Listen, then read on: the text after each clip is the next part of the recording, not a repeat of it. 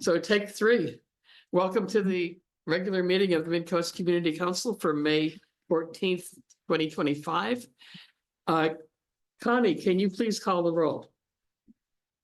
Yeah, do we have to say anything about attending remotely, asking to attend remotely via the provision that AB 2449? Do you need to vote on that? Yes, and you just said it. Okay, well, I'm asking for that. Okay. So you're official, but Okay. Can you call the roll, please? Yes. Okay. No, I don't think so. I think we do. Only if she's exceeded her number of times, right? Okay. Unbelievable. All right. Chris, Here. Claire, Here. Kimberly, Here, Gus, Here. Scott, Here. Kevin. Yes, I'm here. I'm also attending remotely, taking care of a loved one per AB 2449. I asked to join the meeting as a council member. Okay, sounds good. And Connie present. So all present. Thank you. First item on the agenda is, wait a minute. I need to pull it up. I'm so sorry. Yes, okay. A report for the Board of Supervisors and from other government bodies. Is Maricel here? I don't see her. She may be joining us in a bit, but we do have a representative from the city of Half Moon Bay. We could call on him. If you could go to the podium there. Introduce yourself, please. Patrick Johnson from Half Moon Bay City Council. I'm just here to report in on what's taking place, and haven't done this before, and they kind of dumped it on me, and I just thought I'd brief you as quickly as I could. So last meeting, what we had is we had rent control, and we had registry, and that was a big issue. I don't know if you guys heard about that. That was a big thing because we put in place rental registry and rent control, and that was a process we did maybe a year ago or two, and I wasn't on board with that. But I'm concerned, and I think other people were concerned. There was for and there was an against for it, but I was against it at first, but then I opted, listening to the fellow commissioners who actually were in support of it. We opted to take in more information from it and see how it goes in 12 more months to actually see how it, because it's too new and too fresh and there was not enough data on that one. So both parties didn't have data. So we thought, all right, 12 months we'll have data and we'll be able to take a better stand on this and maybe reassess it. So that's still in the works. And I'm sure Midcoast doesn't have that here, but we do in Half Moon Bay. I'm sure you guys know about that. The other thing was there was a Women's Leadership Summit annual workshop addressing unique needs for female leaders in local government, providing chance for network and learn and teach each other. That was what Matthew did. Tuesday's city council meeting was long because we had a 2800 Champs Louise Boulevard. It was not addressed, or it was not favored by the planning commission, and it was not favored by the city council at the time. But now we're going into a potential lawsuit, so we have to readdress this project, and that's down over on where is it, El Granada? And that, or not in El Granada, but it's in Half Moon Bay, but it's further, it's south of here. So we need to figure out what we're going to do on that project. I don't know if that's something of your guys' concern. Could you clarify what area is that? It's in between. Just off Roosevelt Avenue. Yes, it's right by the Pullman ditch, if I'm not mistaken. Okay. So there's an issue there that we're trying to resolve and trying to figure out. The wall was too high that they're doing for the retaining wall, so that the water hits the area that they have there for the flooding area from the creek. And we want it to lower it down so that it's not gonna bounce back. So there's a lot of things that the engineers are coming up with. That's a better plan is what we're trying to do. And then we're also dealing with, on the rent control, we're also trying to figure out some of the concerns that we had with software that we're using for our rent control, because we're actually, once staff does what they were supposed to be doing now, last year and this year, there's a company called Tuolme, and they are actually going to take over, but they don't have everything up and running yet. So we're kind of concerned about that. So we're looking at those concerns and we're trying to address those. Coastal Commission met with Oceana. Sorry. The Coastal Commission met with in Oceana regarding the I'm not sure if you knew about this, but there was a project for the Hyatt, and that didn't go through. So they see some concerns about some of the issues with the Hyatt. So that'll probably go back in 6 months, and that will be a full blown, if I can use that word, investigation on the concerns that the citizens had. We thought something was odd. If you were for the project, you couldn't talk at that meeting. I don't know if you guys knew that. I don't know why that is, but if you were opposed, you could. So that was kind of an interesting thought. Let's see. Thursday morning, staff met with reps from Quest Diagnostics. I've been working with to find a path for medical lab services on the coast, and the rep from Seton Coastside to tour the Moss Beach facility to see in progress towards reopening. So that's something that's coming down the pipeline, and you've heard about that. Seton's slowly getting remodeled and getting taken care of. Thursday night meeting, the net session at the fire station was focused on public safety and emergency prep. Went through several exercises, heard presentations from fire, sheriff, CARES, CERT, and SMC, San Mateo County Emergency Services. Engaged in, they do a lot of games, they do a lot of like learning and what's going on. I did the first net meeting, and that was at the Ted Adcock Center. There was a few people, maybe 30, 40 people. It's kind of interesting because they want to learn more about how the city works and operates. So they go each night, they do a different setting, and they go to different locations. And then, of course, we had the Saturday, we had the Wine and Jazz Festival. I'm sure if anybody went there, it was pretty good. Pretty well attended, and I think we did pretty good as a city. There was a lot of people, and it was nothing negative, no incidents happened. What else? And then we do have a virtual what is it? Here it is. Hang on. This is something we're trying to get more people involved. Was the we're doing the virtual training. I'm trying to find it there.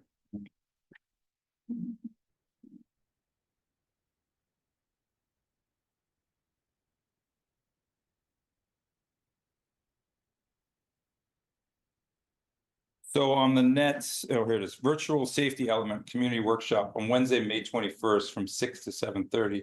Help shape a safer, more resilient Half Moon Bay safety element online workshop. We're trying to get more people involved with this. We're not getting a lot of people. The last one I went to was like 4 people.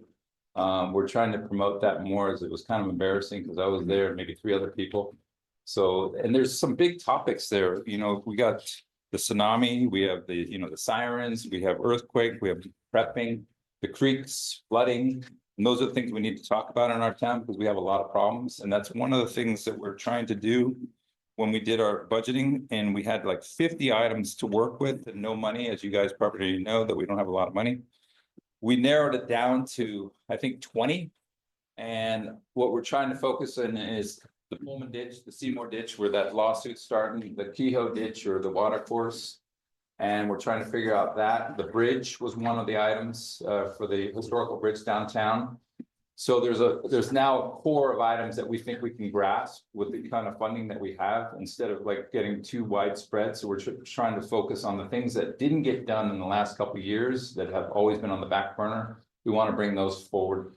Potholes, things that we can grasp and don't cost a lot of money, that we can have, affordable, that are normal things. That's what we're going to try to focus on. So that's what we're trying to do. There's more details to that, but I'm just kind of summarizing for you guys. It's the direction that we all kind of decided to take.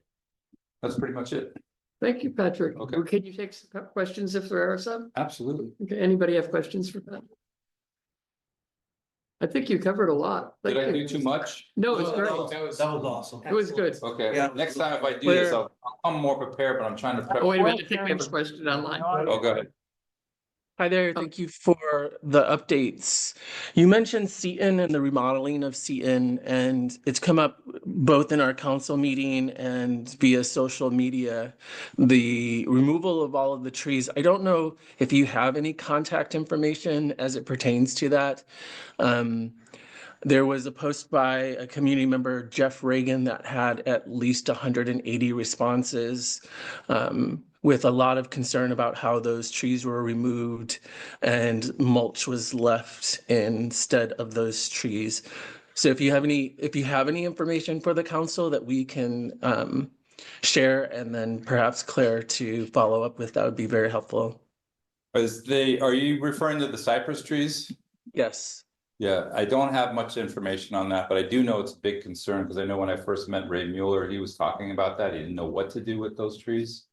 And I also know that they had a meeting, like a luncheon meeting to meet a group that was actually trying to figure out ways to deal with those cypress trees. And I know Deborah Ruddick was part of that group, but I don't know if that was anything because I didn't hear the details of it.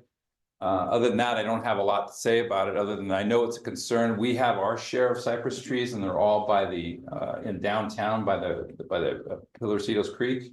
And people are worried, and Frenchman's Creek, so they're worried about those toppling over, especially during the high winds and the storms, which they have done.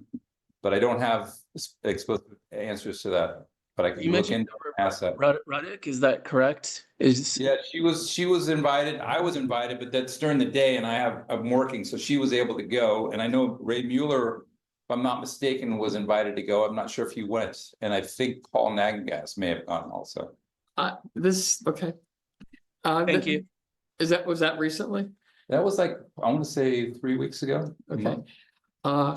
This is something we've been trying to follow fairly closely, so we'll follow up on that. Yeah, Thank no, you. I know I've heard that and I know it's a concern, but I don't have a good answer for you guys. That's fine. It's not in your jurisdiction, so. Right, no, but Well, I don't it is a expect you to. concern, because on that note, I can elaborate a little bit.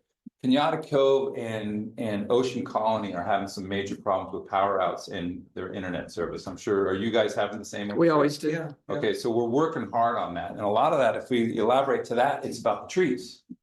You know, and they don't trim the trees and pulls lines down, so we're having trees falling down and wiping out the power lines. So we're trying to get PG&E, and actually, that's one of the things I forgot to talk about. That's one of the things Matthew is addressing with PG&E, is to see what we can do about that, because that's on the topic. So you guys definitely want to hop in on that one and talk to Matthew about that, Okay. because then you're working as a group.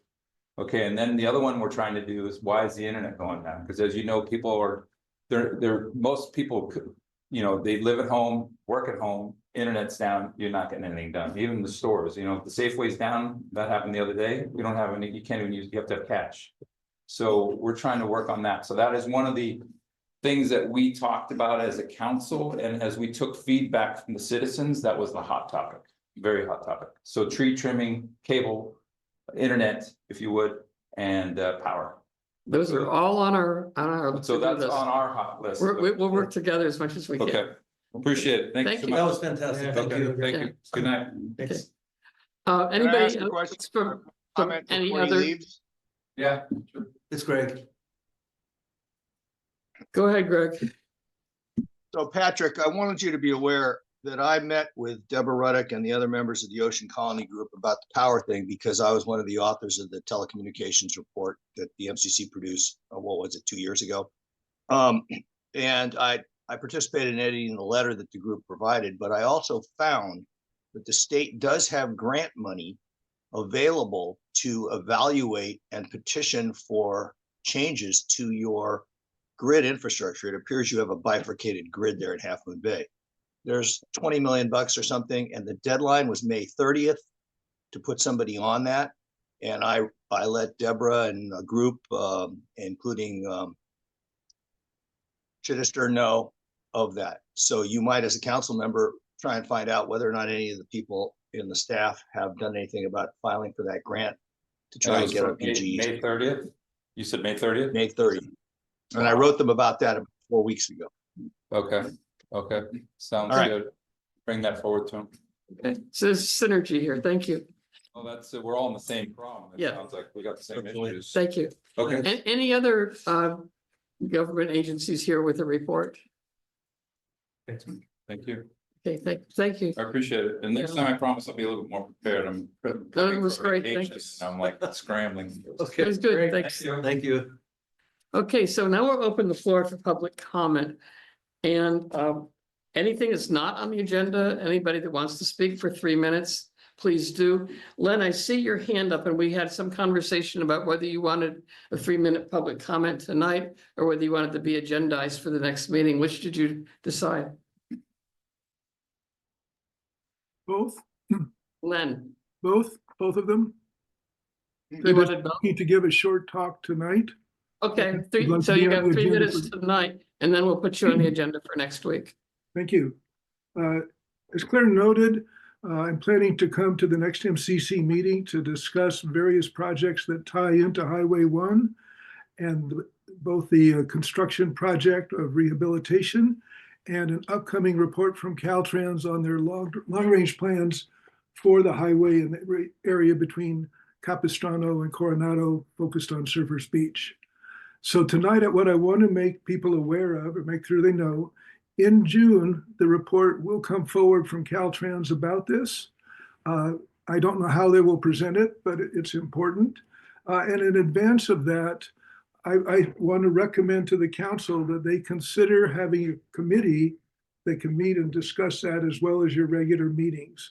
At 2 different occasions in the past, the MCC has had a committee to discuss those types of issues, and the complexity and the reach of it make that an important thing to do. So I wanted to call that to your attention at this meeting, and that's all I wanted to present tonight.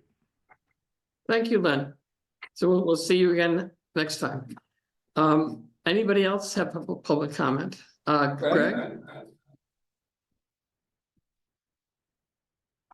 He's muted. Greg, do You you? want to take people to the room first? I know, I was asking if you had a public comment. Oh, yeah, I do.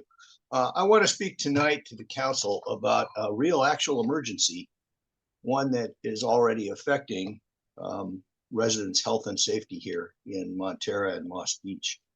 The issue is the continued slippage of parts of Seal Cove into the ocean and the resulting breaks. Greg, that's on the agenda Yeah. tonight.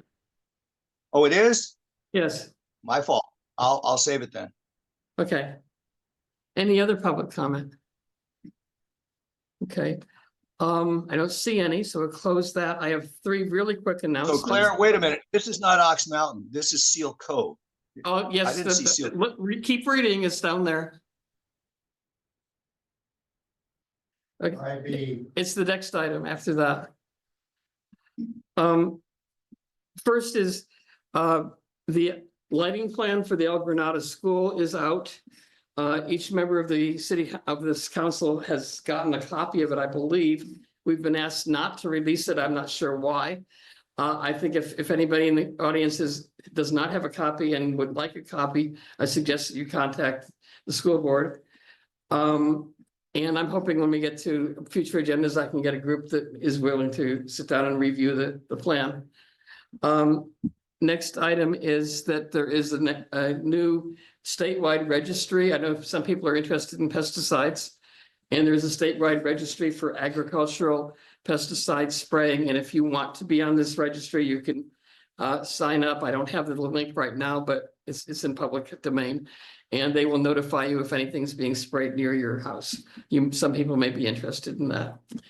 And the third thing is that Ray Mueller's office will be open. I do not have the hours. On May 31st, for anybody in the community that wants to get together and remember Lisa Ketchum. And there's some possibility that people will be going over to Pillow Point Bluffs afterwards. So I just wanted to let you know that that's in the works, and there should be more information coming out from Ray's office about that. Claire, do you want Yeah. me to offer the time? I did get an update. Oh, yes, please, go ahead. Sure. So my understanding is that 1 to 4 p.m. is the time. I believe Michelle Dragony will be making a post about this soon. I just got the update and plan to send it out to the organizers.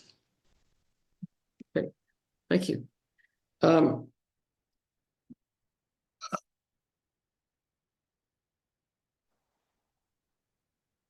Or can I So- add something quickly to the El Granada School? because I was at that Sure. meeting. I asked specifically to Roger about the plans being put on the MCC website. So there must be a misunderstanding about not being able to share it with the community. Can you follow up with him on that? Yes, I'll follow up with him and, or maybe Scott, maybe Gus is gonna do something with that. I don't know. But one of us will definitely follow up because it didn't seem right, but I'm just trying to honor what was on the email. So, yeah, if it's available, we'll definitely post it. Yeah, thank you. Thank you. Consent agenda. The only thing on the consent agenda is the approval of the minutes for April 23rd. Is there a motion to approve the consent agenda? So moved. Second, Seconded. Connie, could you please call the roll on that, please? Sure. Chris, Yes. Claire, Yes. Kimberly, Yes. Gus, Yes. Scott, Yes. Kevin, Yes. Connie is yes. Thank you. Thank you. So the minutes are approved. And we can move on into the regular agenda. We have 4 things tonight. The first item, I'll let Kimberly introduce you since you're the sponsor of the item. I don't see Alan on the Zoom yet. Oh dear. Um, I'm here, Kimberly. oh, you are. Oh, great. Yeah. There you are. Well, welcome. Everyone, I'd like to introduce Alan Seaworth. He's going to give us a presentation about the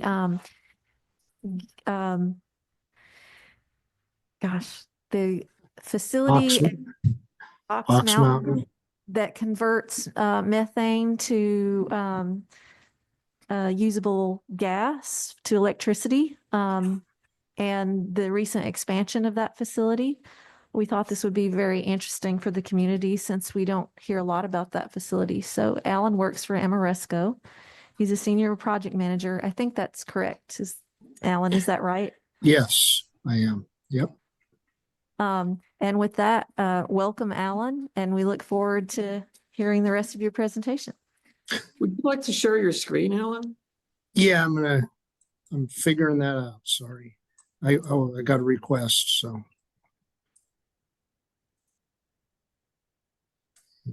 I want to share this guy. I made you a co-host, Alan. Okay.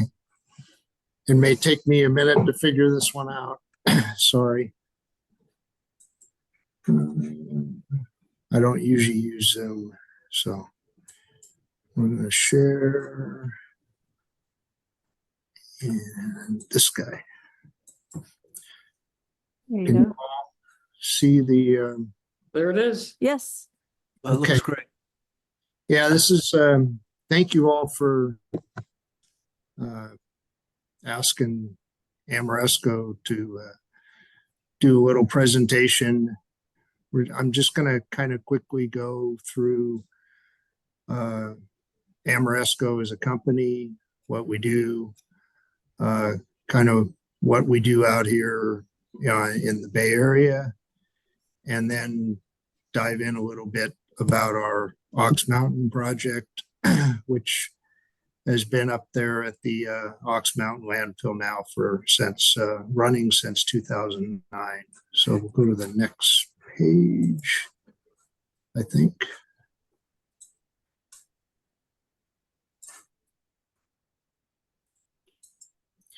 Okay, so I'm just going to run through this pretty quick. I don't want to spend too much time on it, but Amoresco was founded in 2000. We went public in 2010. We do a lot of different energy related activities. We do energy conservation. We do renewable energy, power plants and solar. We do wind. We go into government facilities, schools, and other industry and look at their central plant and retrofit the central plant, all in the effort of trying to save energy. So that company continues to grow. It's a nice place to work. The group that I'm in is a renewable power group.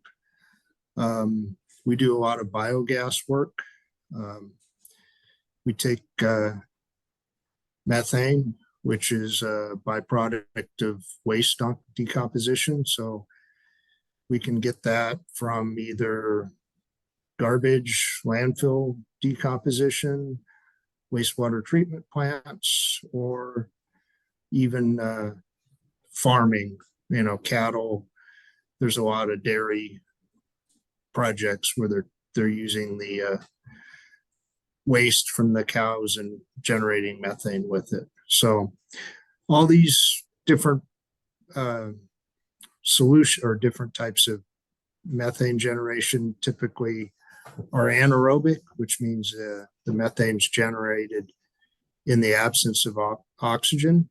And so it's anaerobic bacteria that break the organic material down, and you get methane and water and some other constituents.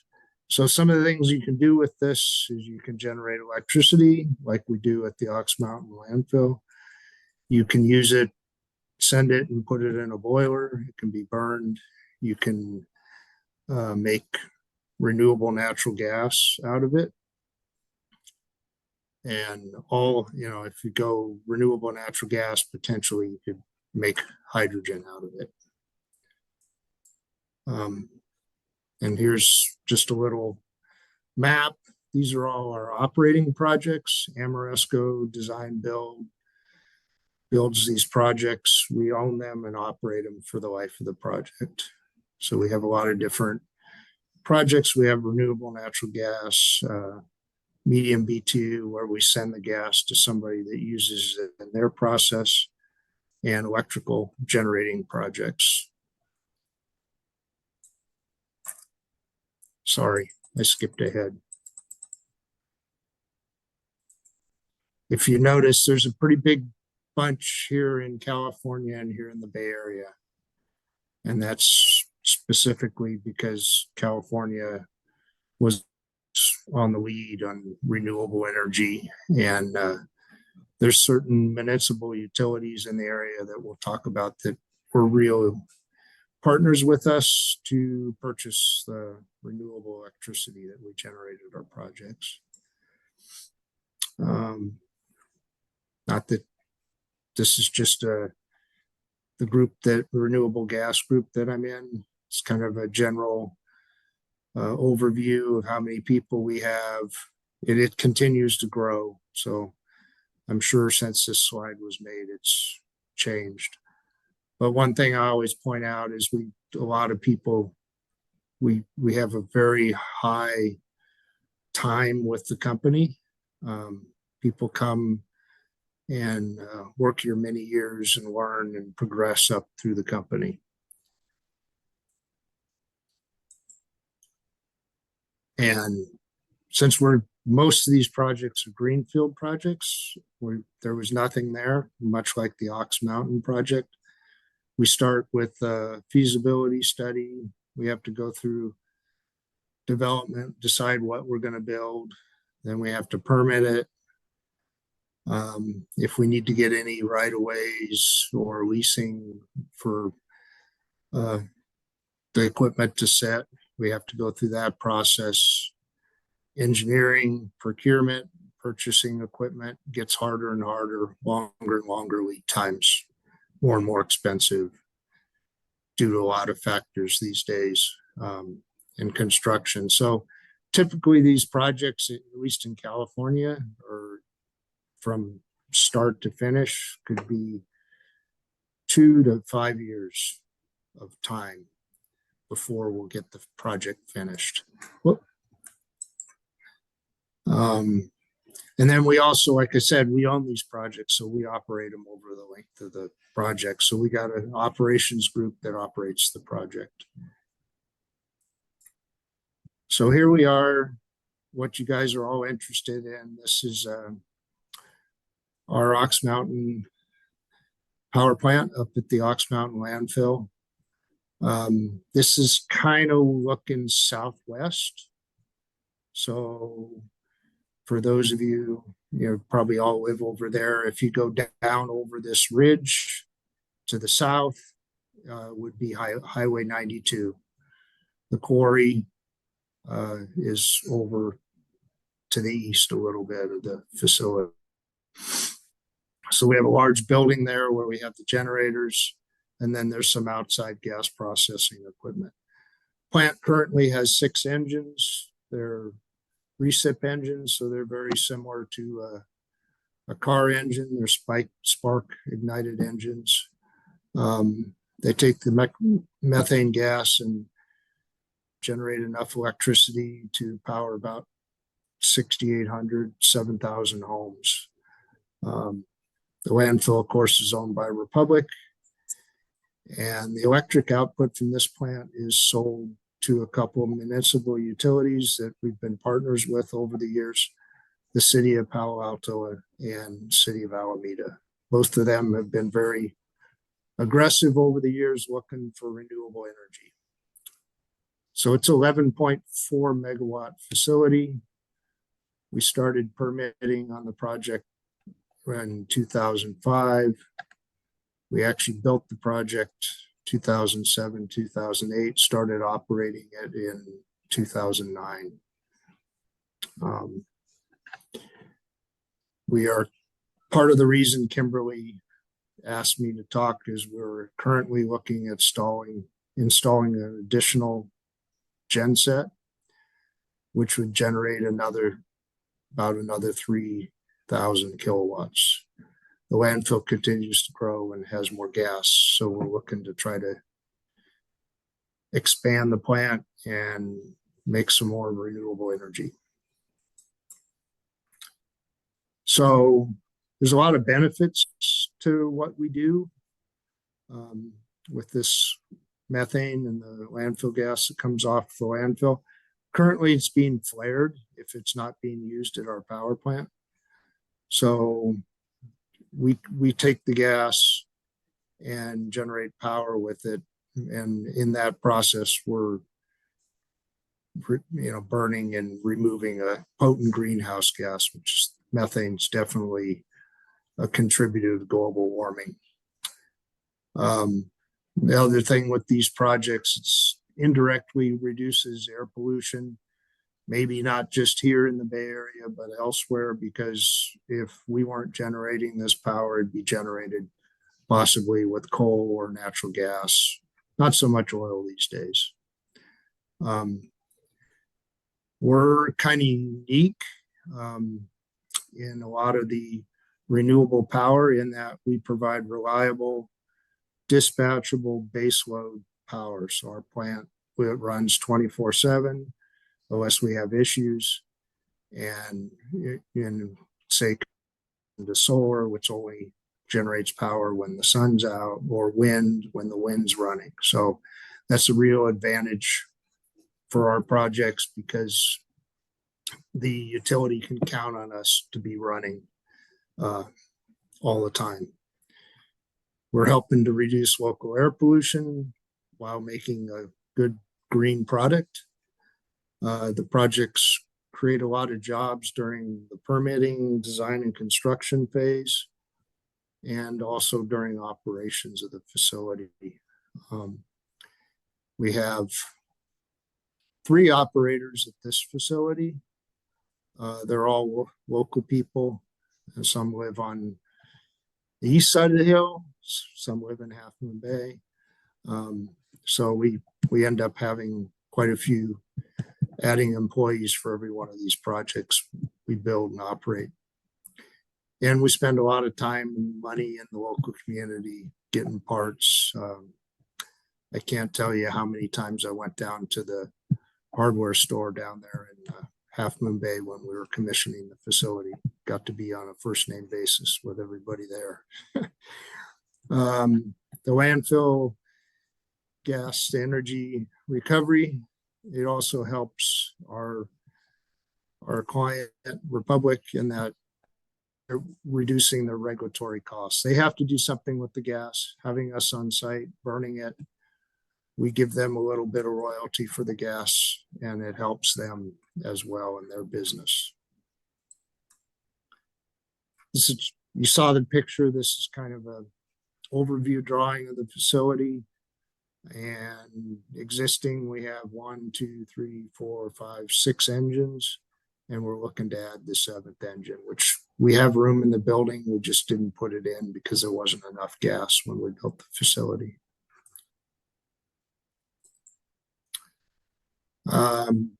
This is kind of a lot of numbers, but this EPA has a nice spreadsheet on their website for these types of projects, giving you, you know, your benefits for the project. So as we're running now, like I said, it's basically we can power about 6,800 homes. With the expansion, the extra engine we're adding, we'd be going up to 8,600 homes. The CO2 equivalent that we're reducing emissions for this project is pretty large. For the existing plant, it's like 62 million gallons of gasoline. It's quite a big number. We'll be going up almost 80 million with the new added engine. So I wanted to, if I got time, Kimberly, I have a short YouTube video. It's a little dated. It's from 2009, but it gives you guys some good views of the plant, and one of our plant operator explains some more on the operation. If you guys want to listen to that, I Sure, can go share. ahead. yeah. Okay. So I'll stop sharing this, and I will share this guy. Hopefully share. Okay, It is. you can see it, so we can start it. Yeah, it's 3 minutes, so this is a pretty good video. Can you hear it? Yeah. Yes. Can you make it louder? Landfills produce methane naturally, and methane is a greenhouse gas. So they can't just let it go into the atmosphere. So what they were doing in the past was just burn it in the flare to destroy it. But if we take that and burn it in.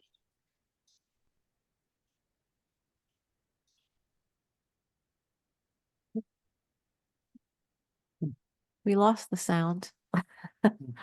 Oh, really? I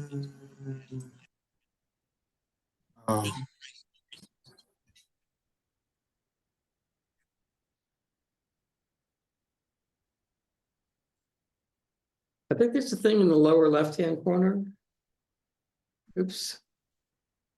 You put in your headphones. It's probably-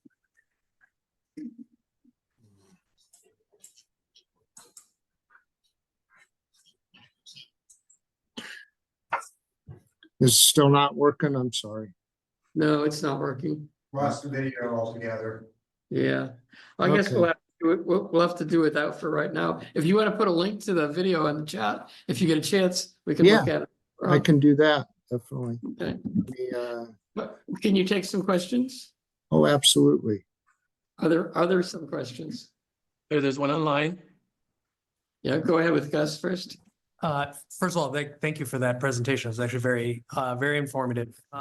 Questions one, you alluded to one of the uses of the gas being the production of hydrogen. Is there actually a commercially viable way of converting methane to hydrogen? That's news to me, or was that a speculative someday in the future we might be able to do that? Whether it's commercially viable is a whole nother question. Okay. We don't actually do that. I mean, I kind of look at the hydrogen use, your most efficient way is to get it out of water, right? So this gas we can use for a lot of different things. There's incentives, and it makes more sense to generate electricity or renewable natural gas, which we can sell into the heavy duty vehicle fuel market. That's a big deal because that offsets diesel emissions off trucks. And we all know that diesel emissions are carcinogenic and causes problems for the community. So those are our two main markets. There's always somebody out there talking about hydrogen, and that's kind of why it's on the slide. Nice. And then second, out of curiosity, why does the electricity go as far as the East Bay? Like, why not use it more locally? So basically, you have to look at, we had that discussion a lot when we first built this project. We're putting electricity into the grid. Where it actually goes is where it's needed. We're feeding a 60 kV line that goes between Hillsdale Junction over there by 280 and Half Moon Bay. You have two feeders to Half Moon Bay, PG&E. You guys probably are getting power off of our facility and using it, but you're not paying for it. It's being sent to Palo Alto and Alameda. They're the ones that we have a contract with to generate the power. So it's in 2000, the state kind of deregulated the power grid a little bit. You're allowed to buy power to a certain extent from anybody you want. Maybe not us as home consumers, but large industries can get power and wheel it across PG&E lines. So that's kind of how we're able to do that and work with these municipal utilities that are out there looking for power to service their customers. Thank you. Kevin, I think you had a question? Yes, thank you. Hi, Mike. Thank you for the presentation. This is Kevin. I'm curious, with the expansion, is it tied into a growing amount of actual landfill, or is it being proposed as a measure to further or better deal with the existing landfill? And I think there's probably quite a bit of concern around growth in terms of capacity to take in more and more landfill over time. Yeah, I mean, our business doesn't get into the landfill side of things, but the landfill is growing, right? If you drive on Highway 92, you see garbage trucks going into the landfill. So every truck's hauling garbage there. As the landfill grows, it will generate more gas. And there's a curve, and it depends on the number of tons put in. They each generate so much gas. And if you get a lot more tonnage over time, the gas flow will increase at the site, which is what's happened out there. They have to flare that gas. That's required by law. And so it's being controlled, but we have the extra gas available. Now we're looking at trying to use it for a green renewable use, which is generating power with it. So that if that answers the question. Sort of. I mean, so you talk about the flashing and the growth of the landfill itself. I wonder if there is additional data around the threshold for kind of amount of landfill that kind of segues then into an action to convert this into different energy sources, which I think is tied into your presentation. And if that is the case, is it happening consistently when we do hit a threshold? And will this additional plant just further help mitigate that? Yeah, okay, I see where you're going. Yeah, in the industry, I mean, there's landfills across the country, right? So Amoresco goes out and develops these projects on our own dime. We finance them, we put our own money in to build them, and then we operate and make money off of selling the electricity.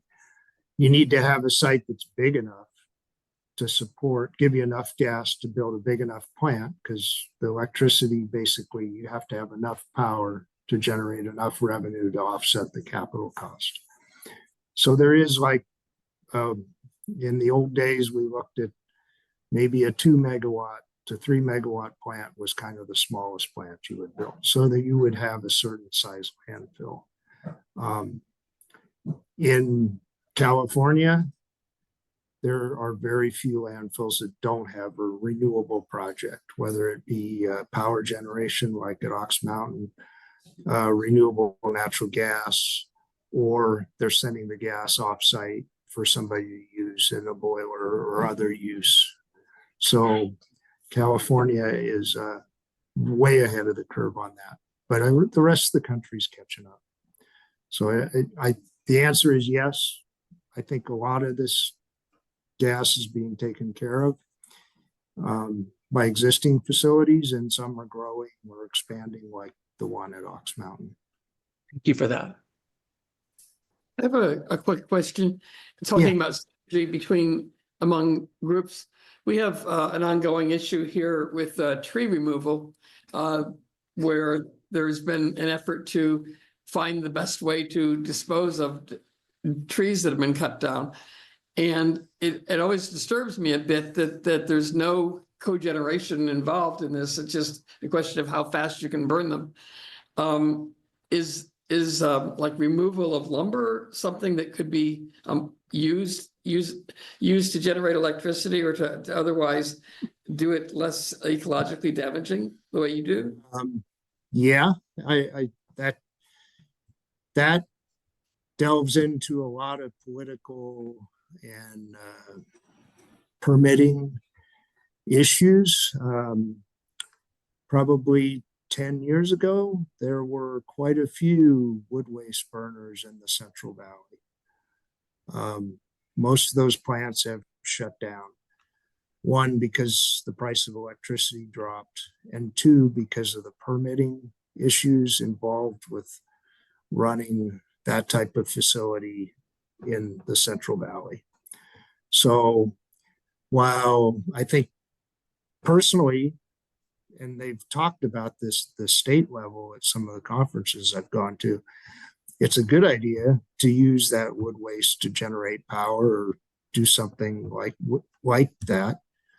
A lot of these facilities that could do it are now gone. So permitting for any of these facilities, including this Ox Mountain project, can be really difficult in California. We all know we have very strict environmental laws, and it takes a lot of time and money to get some of these projects off the ground. So I don't know that you can build some of these, like a wood waste facility now. The permit limits are so low, it's tough. So. Well, that helps. Thank you. Any other questions, please? Go ahead. Alan, I have one question, and that is, the landfill is slated to close at a certain point in the future. Mhm. And when that happens, does your facility continue to operate? Yeah, typically the rule of thumb is 20 years after the landfill closes is about when the economic break-even point is for operating a plant. So once you stop bringing refuse in, within a certain period, the landfill gas generation will peak, and then it starts to fall off. And it's kind of an exponential curve, so it drops off over time. And the facility could continue to run. At some point, you know, if we put the 7th engine in, at some point we wouldn't be able to run the 7th engine. We'd only be able to run 6, and then at some point you only be able to run 5. But I've certainly gone through that with multiple facilities in the Bay Area, actually, where we had 4 engines and 3, and then 2, and then eventually we had to decommission the facility. So at a previous employer, not at Amoresco. But yeah, that's kind of, you know, as long as the contracts are good and we can sell electricity, we're going to keep running the facility. Okay, thank you. Connie. Yeah, thanks, Alan. Great presentation. Very interesting for all of us, I think, who live on the coast side, for sure. Just one question is that once you put this new engine in, is that full capacity for that facility, or do you suspect that another could still be added beyond that? No, at some point we'll be adding another one. if we can get it permitted. That's always the key. The problem, Potentially to that. yeah, I mean, these engines do generate emissions, so they generate NOx and CO just like your automobile does. So that's always tough getting through the Bay Area to get additional emissions permitted.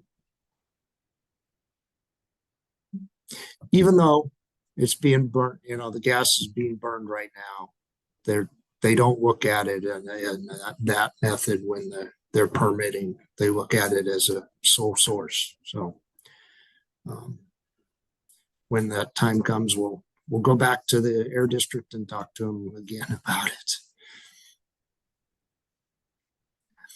And then the other issue is we got, with the electricity, we need to find the route and capacity to sell it as well. So I can't plan 5 years ahead of time. I can only go to the Cal ISO and ask for what I'm going to build right now. So if we're going to build more in 5 years, we got to go back to them. Do you have capacity to take this power? They may not. They may have put in solar. They may have, put in other generation that would take up the line capacity. So there's a lot of factors in what we can and can't do on these projects. Alan, this is a little bit different than what we usually do. I really appreciate it because it's another look at what goes on in our community, and appreciate you coming. No problem. And I'll send the link to the video you guys can watch, and we'll keep slowly generating electricity up there hidden from you all. We'll keep it up. Keeping the lights on. So thank you for your time and interest. Thank you. Thank you. Bye. Thanks, Alan. Bye. The next item on the agenda is a presentation by Christoph Lisaj. Is that how you say it? Lisai. Lisai, okay. Who is the Deputy Director for Engineering and Resource Protection for the County Department of Public Works. They had originally approached us about a presentation about the Ferdinand Avenue Drainage Project in El Granada. We had some questions about that and how it was chosen. And since he was coming, he agreed to give us what he could about the status of Seal Cove. So we're looking forward to this. And Christoph, I don't know if you've been able to share your screen or not. I am not allowed to, so I'll wait to be made a co-host. And I guess I'll say, sorry, Claire, it wasn't clear that you guys were looking for the current update on Seal Cove. I can definitely give you an update on my experience working with FEMA through the last disaster when we looked at an area there. The most recent work is really through our planning and building department. And so I can give kind of a rough overview of how our department has been coordinating with planning and building. But if you're looking for kind of the most up-to-date status of what the county is doing related to Seal Cove, I think it'd be best to reach out to planning and building and have them come in. Okay, we'll do But that. I'll try to give you an overview of kind of how how we're coordinating that. So can you all see my presentation? Yeah, there it is. Great. And it's in the full screen mode.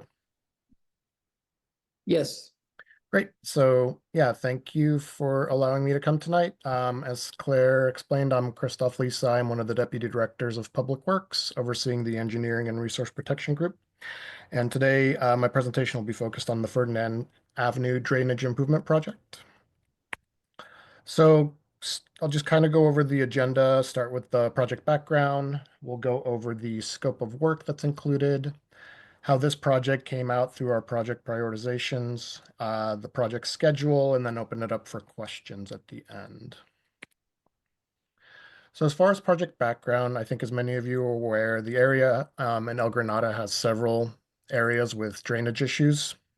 And the area included in the project have had persistent drainage issues over many years. It's identified as an area of priority concern by our road division, which is typically our guys that are out there day to day, kind of monitoring during the winter, things like that. They've always known that this has been an issue. The project actually did design began in 2023, but then our attention had to shift to responding to the 2022-2023 winter storms. So those took priority. I think you guys were aware of that. It included some work on the coast, on Stage Road, other various areas. So we were able to successfully complete those projects and then return our attention to this project. And we were able to finish the design this year and get it bid. I'm going to go through a couple videos just to illustrate the issues in the area if you're not familiar. So these were captured by our road division when they go out there and do their patrols. And so the first video shows the northbound lane of the Alameda. And so this is about the midpoint between Ferdinand Avenue and Avenue del Oro. There's a valley gutter that crosses the Alameda that collects water coming down from Ave Partola and Ave del Oro. And so this is where it's crossing that valley gutter and coming down from both of those roads upstream. The second video shows the intersection of the Alameda and Ave del Oro. So this is where water flows from each of those streets and down to the valley gutters from the previous videos. And as you can see, during a typical storm event out there, there's just a lot of water coming down from the upper areas, and it's inundating this section of Ferdinand and the Alameda, and it doesn't really have any place to go underground. And so it kind of runs along the gutters, expands into the roadway, eventually makes it down the Alameda and across that valley gutter and then down towards Ferdinand. And then once this is done playing, I will start the third video. And so you can kind of see how close it is coming up to that curb. There are times where it overtops the curve and encroaches into the sidewalk or private properties. And so that's the issues that we're really working to resolve. Third video is from the southbound lane of the Alameda near another valley gutter and after the water has made its way through the center median. So once it makes it through the center medians on the Alameda, it crosses over on the southbound lane and then makes its way down towards Ferdinand. And then the last video is, again, this is just walking up from Ferdinand Avenue towards the Alameda. And as you can see, there's a lot of water in the gutter. It's, overtopping if there's cars parked in the area, makes it difficult for people to access driveways, and eventually makes it down to the Ave Alhambra area and starts affecting some of those businesses down there in terms of access and things like that. And so there's just a consistent flow of water whenever there's any kind of significant storm in the area, as I'm sure a lot of you guys are aware. So I'll let that finish. And then we can go over the scope of work that we included in our project, and hopefully we'll resolve a lot of these issues. So our project is intended to help address a lot of the surface flow that was shown in the previous videos. The project will include construction of new infrastructure that consists of storm drain pipes, manholes, inlets, and drop inlets. It includes 3 new catch basins at the intersection of Ave del Oro and San Carlos Avenue and the Alameda. 2 new catch basins on the Alameda northbound lane. 2 new catch basins on Ferdinand near the intersection of the Alameda. 2 more catch basins at the intersection of Ferdinand with Coronado. And then we're modifying the existing catch basin on Ferdinand and Ave Alhambra intersection, and then adding a new catch basin on the other side of Ferdinand at this intersection. So we'll also be modifying one of the catch basins at the intersections of Ave Alhambra and Ave Portola. In addition to all of the new catch basin, which is intended to capture the water and send it underground, we'll be installing new storm drain pipes to help to convey the water underground and off of the roadway. So as I mentioned, we'll be adding 5 storm drain junction boxes. So these are boxes in the middle of the road that kind of help us access and maintain the infrastructure. There's going to be 10 new storm drain catch basins installed.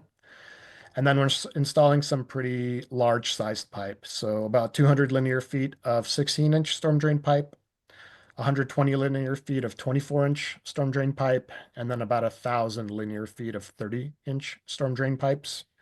And all of this is intended to convey the large amount of flow, and it also acts as additional storage capacity to help get the water off of the roadway. And so I think some of you might be asking why we're moving forward with Ferdinand now. And so a lot of this has to do with just our previous priority list that we have in the area. We really rely on our road division to provide a priority list for what they're seeing out there. The department doesn't really have a storm drain master plan in the area. And I know that's something that the council has recently undertaken and adopted. And I believe this was identified in your storm drain master plan as well. But this has been on our list for several years. And so we started the design in 2023 and when we're able to finish it this year. This also provides multi-benefit to the businesses downstream. So we want to make sure that we don't, have any community impacts if those businesses are affected. And then this project, the design is completed. It was advertised and bid, and we opened bids earlier in April. So this shows the project schedule. So we did finish design of this project April 5th, where we took it to the Board of Supervisors to adopt plans and specifications, and then ask for authorization to advertise and bid the project. The bid opening occurred on April 29th. We had a low bid contractor. It was a company called Dobb Excavation and Trucking, but ultimately that bid was withdrawn due to an error in the bid that they submitted. Additionally, we didn't think that they had the appropriate licenses needed to construct the project. So we went ahead and awarded it to the next low bidder, which was Andrini Bros Incorporated. And we've had a lot of good success working with that firm. I think they're a firm that works a lot on the coast. And so we'll be moving forward with awarding them the project. And so on May 20th, which is in next week, we are going to the board to award the contract to Andrini Brothers. And then typically it takes us about a month to work through the contracting piece. And we're hoping to issue the notice to proceed to have the contractor start in June. And then you'll likely see them out there in the first half of July. So that completes the presentation on Ferdinand. Like I said, I didn't really, I think we got our wires crossed. I didn't really prepare anything on Seal Cove, but I can give you guys kind of just a rundown of my experience. So my group was responsible for responding to the winter storms from 2022 and 2023. One of the sites that we identified through that effort was the intersection of San Lucas Avenue and Ocean Boulevard. We ultimately met with FEMA out there, and they deemed that the project was ineligible for any kind of FEMA funding through that storm event because it was a historical landslide that was potentially reactivated through the storms of that effort back then. Back when we visited, obviously the impacts weren't nearly as grand and as widespread as they are now. And so subsequent to that effort, we did engage with the geotech firm to give us a better understanding of kind of what it would take if the department wanted to move forward and just fix the issue that we saw as a result of that storm, which was kind of a smaller subsistence of San Lucas Avenue. And we're actually working to finalize that report yet, so we don't have anything to share with you all. But once it's completed, we'll be posting it on our project website. And really the intent of that report was just to kind of document the conditions at that point in time and try to better understand what the level of effort would be to fix it if we were needed to use local funds because it was not FEMA eligible. I know that recently there's been a lot more movement. We from the department, while my group really isn't involved in those communications or efforts, I'm aware of the communications we're having. So I know that the county, we've been definitely working with our planning and building department. They're the ones that are going to be kind of taking a lead of taking a larger look at the overall Seal Cove area and updating the geotechnical report that was completed, I think, around 1970. And I know that our department, through our road division, has been working closely with the Montera community, the sewer district out there, to make sure that we are able to provide them kind of the encroachment permits that they need to be able to do the work that they're planning. I think ultimately We don't have any plans right now from Public Works point of view, other than to just assess our roadway infrastructure and see what we can do to try to maintain that in a decent condition and try to be responsive. But we're kind of waiting for Montera to kind of go through their process of identifying what they're going to do, and then working with planning and building to better understand their effort and the updated larger geotechnical report.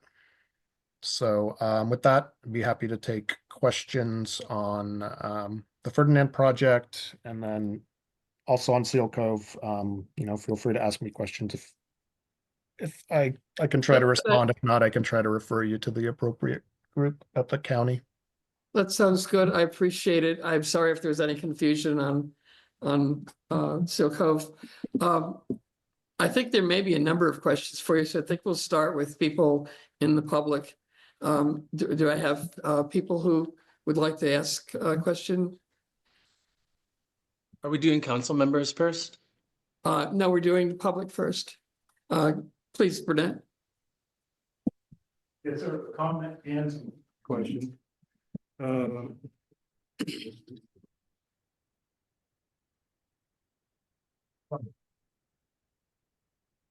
Sure. Burnett Silvera, El Granada. Hopefully you can talk a little bit more about how the Ferdinand project was prioritized at this time and why. Since there are other locations in El Granada that have more severe and dangerous flooding problems than Ferdinand Avenue, like Santa Maria Avenue below Quarry Park or flooding down Avenue Portola. If you want to take a look at the recent MCC stormwater report, there's support showing the flooding in those locations compared to Ferdinand at the high water levels that we were receiving in those time periods you were referring about the high rain. And you will see that it's more severe there than it is at Ferdinand. So if you're getting information from your road crews, you need to get a more expansive list of projects to prioritize. But more importantly, I wanted to also talk about project scoping. The Ferdinand project only addresses about 30% of the problem, in the same way that the Avenue Cabrillo drainage problem did for the dangerous flooding from Quarry Park at Santa Maria Avenue. Both projects did not address the flooding problem at its source, but rather continue to leave the overwhelming majority of the residents and visitors at these locations subject to the dangerous flooding. The majority are left with no relief. Ferdinand flooding converges, as you were saying, from both Avenue del Oro and San Carlos Avenue. That flooding begins at Columbus Avenue for both. The encompassing 6 blocks and 4 blocks respectively, whereas the Ferdinand project only addresses the ending 2 blocks of that flooding problem from the Alameda to down Ferdinand, as you said. The Avenue Cabrillo project did the same thing for the severe and dangerous flooding from Quarry Park down to Santa Maria Avenue. The flooding encompassed 5 blocks, but again, only the ending 2 blocks from the Alameda was addressed by that project. And these 2 ending blocks were and are utilized by residential and parked vehicle and foot traffic, much less than the upper 3 blocks that were left untouched. So could you give us an insight as to how you go about scoping these projects? It seems to only begin at the Alameda, not at the flooding source. So basically, how are these drainage projects being prioritized and how are they being scoped? Thank you. Yeah, so as I explained in my presentation, we rely on our roads group to provide us a list of projects that they would like us to work on. We don't really have a storm drain master plan for the area, so I know that my group doesn't have any kind of documents to rely on in terms of what other areas are flooding. We rely on our roads group. I know that this has been on their list for a long time. We definitely work to program drainage projects when we see issues, and so this has been an issue. As I said, there's other drainage issues along in the area, and kind of this is the first one, I think, of many that we'll be doing in the area, and kind of trying to get it from the down lower sourced area and start probably working our way up.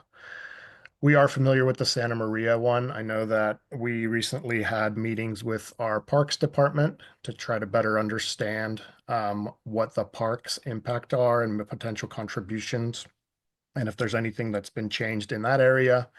And so that is on our radar as well. I think probably that's one of the next ones that we'll be taking a more serious look at, and we're looking to identify a funding source to be able to work on that project, hopefully in the foreseeable future. I will say right now, it's not on any of our project lists. Not saying that it won't be, but all the projects that we're working towards designing into this year have been identified and programmed. We will be meeting again probably in September, October timeframe to start looking at other projects, and that's one of the ones that we'll be discussing on how we work to address drainage in that area. Okay, well, thank you, but I would suggest you take a look at that recent report that the MCC has put out to identify some other projects with photographic documentation supporting their prioritization to find other locations in El Granada beyond Ferdinand. Thank you. Yeah, and I did look at that report. I mean, I think in terms of the priorities that I saw, Santa Maria was the #1 priority, but Ferdinand wasn't the #2 priority. So I don't think we're necessarily that misaligned on the priorities, but I will say that report was finalized, I think, last month, if I'm correct. So, I mean, that's not information that we've had. We've been working on this project since 2023, so definitely want to move forward and address that issue. Yeah, Greg Diegas? Yeah, thanks. For those of you who don't know, Christoph was the manager of the successful Medio Creek Bridge job. So he's worked with us before. And Christoph, I appreciate that you weren't the one setting the priority. So Burnett covered many of the points that I would have otherwise made. But I think one of the key takeaways is that in order to set priorities, the Department of Public Works ought to ask the MCC on behalf of the community, rather than relying on your road engineers.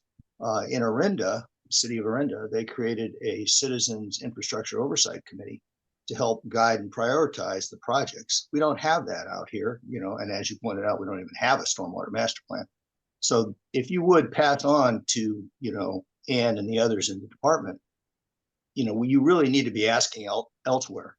In fact, I made presentations during 2023, beginning February, of the priority and the problems in flooding in Santa Maria. And I don't know when your videos were taken, but the flooding in Santa Maria is much worse. There's rooster tails coming up, and sandbags. So my question would be this: somebody has been putting sandbags and wooden ramps to prevent flooding in Santa Maria by diverting some of the flow off to the side. And they've been doing it, I don't know, Burnett can say, with more regularity. As long as somebody's spending the time and energy to do that, while you have your equipment mobilized and staged in El Granada, would it not be possible to spend a day digging a ditch, putting in a pipe, putting in a culvert underneath the exit at Quarry Park, the entrance and exit to Quarry Park, to divert that? It would seem a modest project. And if you could find out how much money that would be to just add that on as a supplement while the equipment's out there, I'll bet we could get somebody at the county to fund it and get that done. Admittedly, it would be an ad hoc approach, but I know Burnett and his neighbors are tired of stacking sandbags. So I'm hoping you will consider a target of opportunity while you're already out there. Claire, I do have comments on Seal Cove, but it doesn't seem like I have time right now to do them, and I'm not sure what you want to do about that. Well, why don't you let him respond to what you just said? And we'll come back to you. Yeah, I'm not privy to who's putting the sandbags out there. As far as installing any kind of pipes or anything like that, I mean, we have a process that we need to go through to make sure that what we're installing makes sense. We have environmental regulations and things like that we need to adhere to. So I don't think that's something that we could do, just going out there and installing a pipe. But like I said, we have had meetings with our Parks Department. It is, on the radar of key department leadership, and is going to be discussed at the next project meetings that we have for projects for the 2026 calendar year. Sid Young.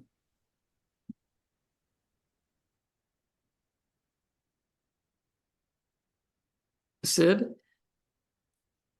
There is something here. I don't know if you wanted to speak or not. Nancy Harris. I'm not seeing anything. Oh, Sid, you still have your hand up, Sid. Do you still want to talk? I do want to talk, but sorry.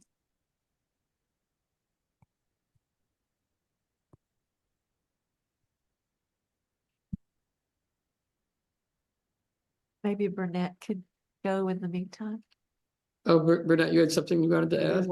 It's the Parks Department that's putting up the sandbags so that they can drive over to get into the park or not. A lot of times when the water's there and they divert it with the sandbags down Columbus, they end up basically almost have to close the park because they can't drive over it. But it's the Parks Department that puts the sandbags out. And they started doing it after that big storm we had, in 2022 or whatever. And it diverts some of the water down, and that's where we were having problems. And actually, Sid can mention it was flooding the trail down there. The trail along water was going down all the way to Columbus, down to Santiago, and flooding down there. So it helps, but it causes a problem in another area. And it diverts it off of Santa Maria, which helps, but there's still so much water coming down Santa Maria. It isn't a problem solver. Okay. I think. Greg, do you want to go ahead and make what comment you wanted to make about Seal Cove? Well, the comment, of course, is that we have a major health and safety issue in Seal Cove. Residents losing their houses. One's red tag. I hear 17 are going to be yellow tag. We face, if I remember correctly from the Montero Water and Sanitary District meetings, something like $3 million in added costs for the district to deal with this issue. And that does not include the laterals, which is a point of dispute with some of the homeowners.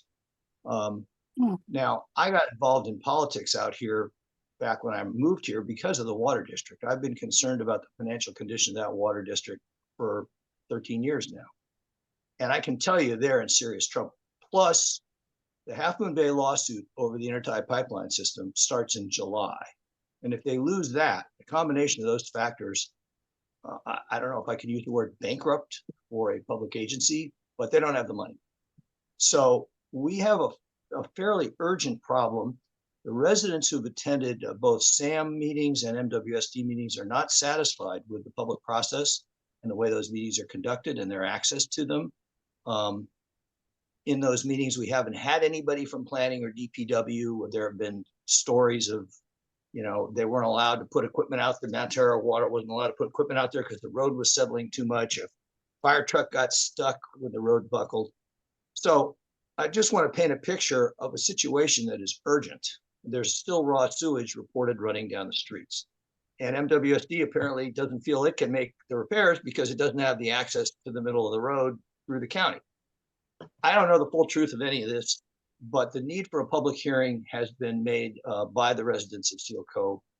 And I think it would be worth the time if the MCC can pull it off to try and hold this public hearing, because MWSD isn't doing it. Their office is too small, but it's a major friggin' issue. And so that would be my pitch. I was going to ask for it to be agendized in full as a discussion topic. That's it. Thanks. Yeah, I take your point. Claire, I got myself unmuted finally. Can I go? Can I talk and respond to Greg, please, for a second? In my opinion, I don't think the Seal Cove situation is really MWSD's responsibility. They're certainly involved and they certainly have work to do.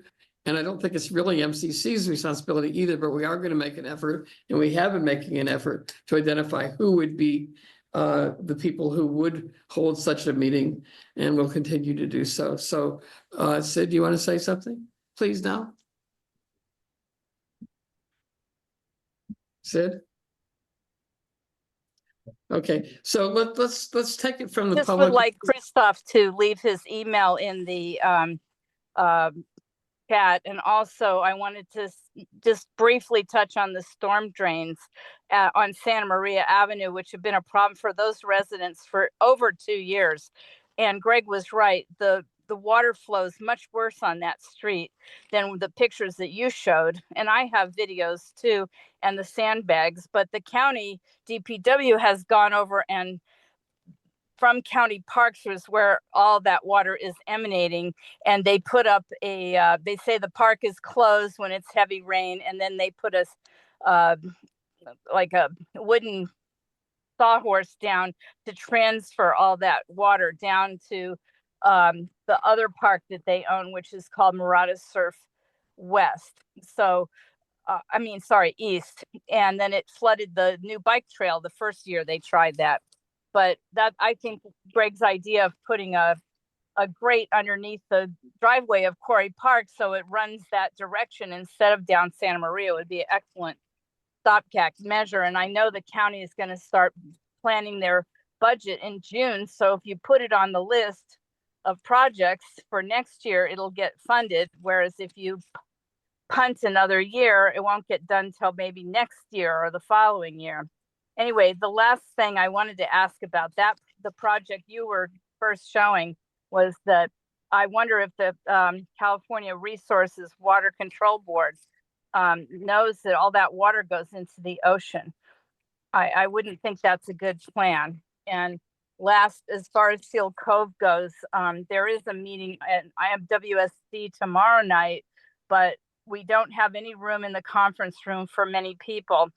And there's a hallway monitor. So if people come to the meeting in person, they'll have to sit in the hallway until they're asked to come into the room. And Ray Mueller graciously offered his office, but unfortunately, it's not in our district. We have to actually hold the meetings in our district. So I'm hoping we can figure out a workaround, because if we do have a major meeting, like Greg was saying, that would be something we couldn't accommodate on our property. But What about, please Sid, give what us about the using, name of the geotechnical firm that you said is doing all the environmental for Seal Cove, Christoph? So I believe it's the same firm that did the original study from 1970, Cotton Shires, but Actually, the Cotton report was 1981. I think the Leighton report was in the 70s. yes, I think it's the Cotton and Shires is the firm, but it's again, that's being run through our planning and building Yes. department. So Okay. I would confirm with them to Yeah, no, I just wanted to know, you mentioned it, but you didn't give a general name of it. So I hope that people who are interested in the Seal Cove thing will come tomorrow night. They meet at 7:30, and you can Google MWSD, Montero Water and Sanitary District, and get the agenda from there, that website. Thank you. just a couple of questions for Sid. Is the MWSD meeting Zoom or accessible? Yes, it is. But even if people decide they want to come in person, unfortunately, they have a hallway monitor. Yeah. And people can watch it from our hallway, but the conference room, they only let one person in at a time because of structural issues. And Yeah, I they understand say they're that. working on it. But people can zoom in and hear the meeting if they want to. Yes, and just like your agenda, the link is in blue on the first part of the agenda if they look it up online. Okay, I think we're going to close the public bye. comment section of this and turn to the council and see what kind of questions and comments there are from the council. Claire, there is one question in the chat that you might want to just ask Christoph if he can respond. About what the engineering firms are? Yeah. It was just answered. Okay. Okay. So anybody on the council have a comment or a question for Christoph? Yes. Kimberly, go ahead. Do you have? Go ahead, Kimberly. Okay. Thank you. So one thing I noticed is in your slide, and in another presentation I heard a while ago, it seems, I guess my question is, are residential impacts weighted the same as impacts to businesses? I think we look at it, the overall impact, and if there's the potential for larger community impacts. So like, not having access to some community benefit, I think we do weigh that a little bit more. And I know that there's several businesses at the bottom of what is it? Alhambra, So we do look at kind of overall impacts more than whether it's a business or a private property, so things like that. So, we don't have a strict definition of businesses get extra points or not. It's overall impacts to the community, if that makes sense. Yes, I just noticed it because you pointed it out on your slide, but you didn't really mention residential as a factor in prioritization. Yeah, I mean, we definitely prioritize other drainage issues. I mean, we look at them for overall impacts to the community, right? So if there's impacts to residents, we'll definitely work to address those impacts as well. And I think some of the things I mentioned during the videos is there are impacts to like driveways and sidewalks as part of this. So we are working, that was definitely a consideration. Okay, and then the other thing is, I think you said that planning and building would be the entity to lead a master plan. Is that correct? No, that's for the Seal Cove area. They're taking the lead on that. Okay, so if we're talking about a stormwater master plan, who would lead? Different? It would likely be Public Works that would take that effort forward. I'm If we were- sorry, I didn't hear. There's something going on this end. It would be Public Works. If we were to move forward with developing a stormwater master plan, it would be Public Works that would take that effort on. Okay, and the only impediment to that is funding. Is that correct? Funding and staffing.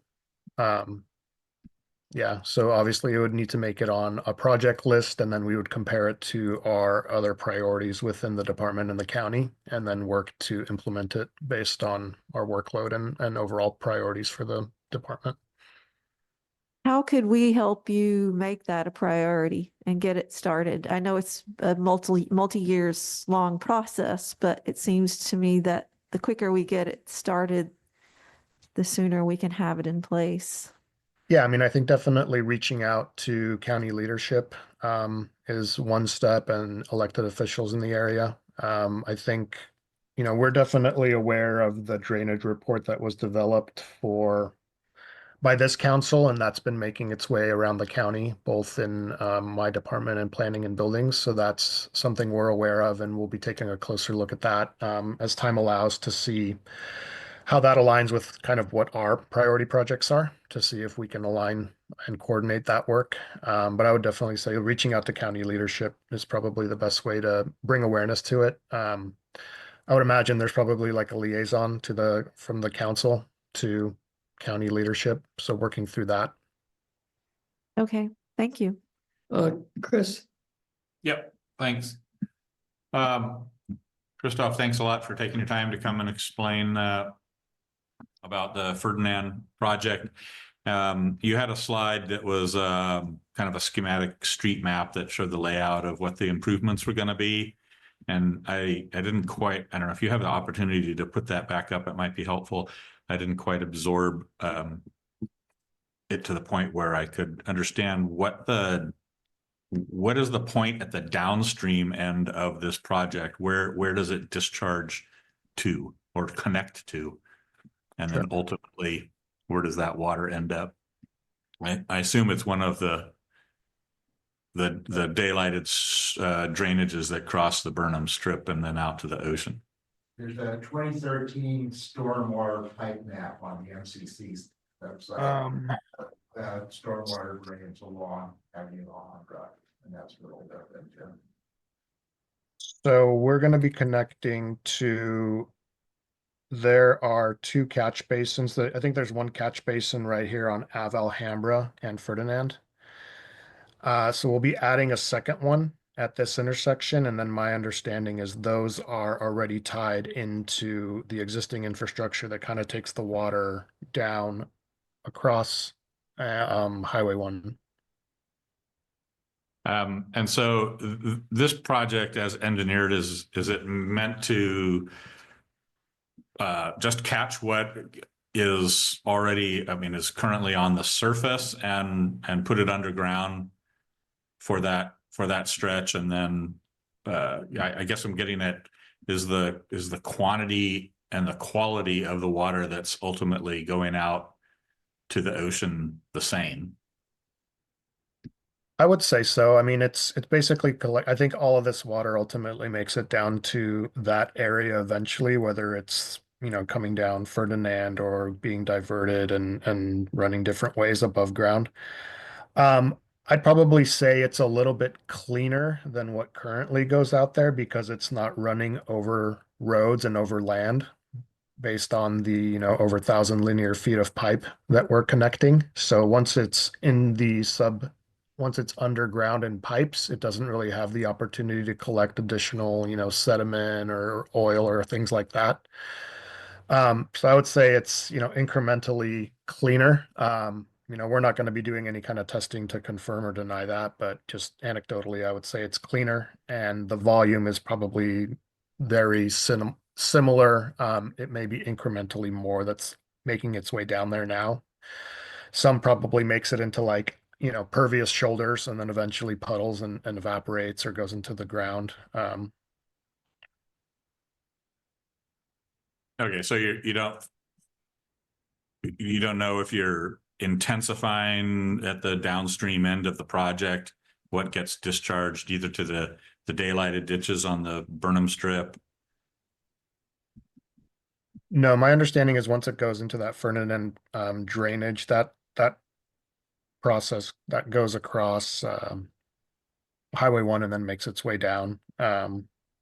So once it reaches that area, I think it's that capacity is going to be pretty much the same. So it shouldn't intensify based on what we're installing. All right, and I would just also like to reiterate concerns from council and from community members that there be a more formal and kind of rigorous way for the county to prioritize projects moving forward. Thanks again. Are there other members of the council that haven't spoken yet that do want to comment on this? Yes. Okay, Kevin? Hi, Christoph. Thank you for the presentation. I am very appreciative. You mentioned, and I think this has been said in some other indirect ways, but you mentioned no master plan, and then that the current presentation is stemming from past priorities. So is that because you deal with things as they emerge and look at the kind of urgency of them? I know this is a past issue, but is there ever a case where perhaps Greg has mentioned some things, other community members have mentioned some other areas that seem to be of higher priority in this current moment? Is there a possibility of looking at that and perhaps shifting some of that around to address some of the higher priority areas? Are you speaking specifically about the El Granada area or just the overall county? I think it's I'm talking about the unincorporated coast side as a whole. That's our entire jurisdiction. And I think that there's some areas that are you did mention Montera. There are, there's some issues there. And I think Greg illuminated some other issues that were of priority, as did one of our community members. And you also mentioned that there wasn't a master plan. So I'm a little confused as to why there wouldn't be and how things could or could not shift into play. Sure. Yeah, so I think we do a combination of things. I mean, we definitely rely on our roads folks to identify problems for them to better understand what the like infield conditions are, and those go on certain lists that then make it our way to projects, meetings, and then ultimately get programmed into projects. As far as why we've never developed a master plan for this area, I mean, typically the way we handle drainage is through drainage districts, and I don't think there's any drainage district in the area, and those are usually established through an assessment, and that's how we typically pay for drainage improvements, is through developing of a drainage district and then an assessment that funds that work. I think the money that we set aside at the county and the department obviously has a lot of unmet infrastructure needs throughout the entire unincorporated area. And we have a very limited amount of money that comes in through gas tax and SB1. And so we're always struggling to keep up with demands. And so at times we're able to secure funding for these types of drainage projects where we can handle them kind of one-offs. But that's kind of the main reason that we don't have a master plan for this area as a funding piece. Again, I think, what we're seeing is we are able to occasionally secure funding for these types of efforts, and that's when these projects kind of start moving forward. Christoph, we'll take one more comment from Kimberly and then close this, but I do want to say that when you do start doing your planning in the early fall, we would love to help you in any way that we can. So Kimberly, go ahead. No, I just wanted to go back to Nancy's question because I don't feel it was completely answered. And so Christoph, if you're not the person who can answer it, who should we ask about accountability and the geotechnical experts who are, who would be working on this? Yeah, it's our planning and building department. I don't know who the person assigned to the project is, but you can reach out to the director over there. His name is Steve Monowitz. Okay, And he'd be able to direct you to whoever on his staff is working on that. Okay, thank you. Thank you very much. This was very helpful, and I hope that we can keep talking because obviously we would like to be part of your planning in the future. And if you have some ways that you would like us to do that, we would be very receptive to that. But Thank you for your help tonight. You're welcome. And thank you for doing this thing in El Granado. That's going to help. Absolutely. You guys have a great night. Okay, good night. Thank you. Okay, the next item on the agenda is our episodic newsletter that we put out, which I think has been well received in general. We try to put something out a few times a week and a few times a year, highlighting some of the issues that MCC has been involved with so that the community gets a sense as to what is going on and what the issues have been and where they stand. So tonight we're going to plan the next issue, and Gus and Kevin have taken responsibility for it. So I'll put it over to you guys. Great. I was going to introduce it, but you kind of just did. So it is our episodic, I guess was the word that was used, our once in a blue moon newsletter. We haven't done one in a while. I think it's been like a year since the last time we did one. No, we did one in January. Did we do one in January? Yeah. Really? Oh, I remember that. Wow. That's That's like a year ago and inside my head time. So that counts. All right. Well, it's time to do another one. So so we've got to figure out how we're going to do that. What's our process going to be? Kevin's got a bunch of, I think, good ideas to kind of get us started. So Kevin, you want to just walk us through what you were thinking? Sure. So I think since January, there have been quite a few things that that have emerged. So I was thinking of doing kind of a mid-year in review from the MCC, looking at some of lessons learned. I think there's also an opportunity to look at items such as the Night Sky Initiative and to create some summation around that, some guidance, lessons learned, but also to assist community members with kind of compliance issues as they're looking at their property, and then also with commercial and residential developments.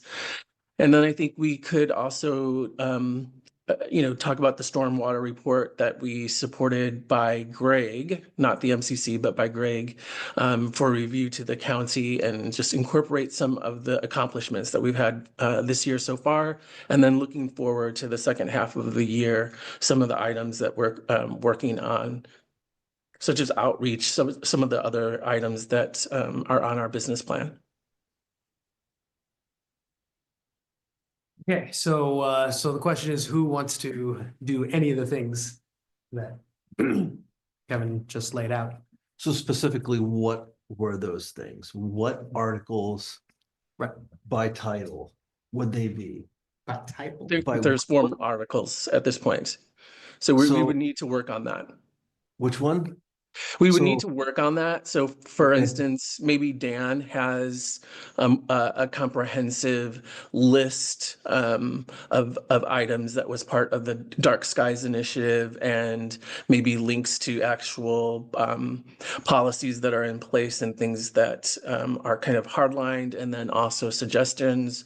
We did have a report or a presentation rather around fire preparedness and home hardening. I think that it would be good to maybe do like a feature pulling out different aspects from that report. I know that we have the slide deck, and so that we could potentially generate that. I don't know if Gus and or I have the time to actually create these articles. So it would be reaching out to the broader council. What we usually do is everybody writes something. Yeah, that's what I was about to say. I think I'm so everybody should write sorry. one thing. Okay. And then, like, I don't mind editing everybody's writing, but I can produce like one myself. I'll be able to produce So one. how can they be delivered to you? Do you want a Like, like a- PowerPoint or do you want a Like Google paragraph? Doc. Google Doc with pictures? I mean, if they're gonna be pictured, sure. Okay. Yeah, it's simplest to do that, because then I can go in there and edit easily, more easily. Okay. And we try to keep these things, if I could say this, Gus. Yeah, go. Like light, like not full of facts, but factual, but not like it's gonna take a lot of brain power to read it. TL, What's the time frame to have it done? well, that's one of the things we need to figure out today is what is the time, I mean, could everybody write one thing by the next meeting or by 2 meetings? No. No, I mean, can tell you no? not the next meeting. I I mean, do not plan for the next meeting, but do you have some like an index of items that you'd like to highlight first? Have you given that any thought? So we're not just randomly picking stuff? Or some theme to the newsletter that you were thinking about?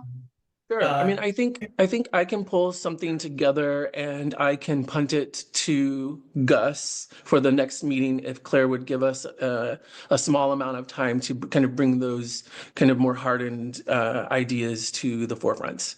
Oh, I think we can do it tonight. Yeah, or So some structure. I'm not able to do it. I'm not looking at a list and I'm on one screen, so I'm not able to do that tonight. So I could volunteer. I'll get it rolling here. I can volunteer to do a short article on Zone 0, the new Zone 0 for home hardening. Oh, okay. So, right, that would be small. Fire stuff, okay. good. Fire stuff, just the Zone 0 is new, Mhm. new fire districts, where some of our homes now are in very high fire danger. Mhm. So I can take a couple of slides from that presentation and make something for that. I mean, I can do one on the kind of transportation update projects affecting the Midcoast. Like I can just do a little survey of what those are, so people know. So I'll do the transportation stuff. We just go around. Kimberly, what do you want to write about? I have no idea. No idea. So for the spring edition, what is the purpose? I mean, I think we have to think of how long do these things need to be?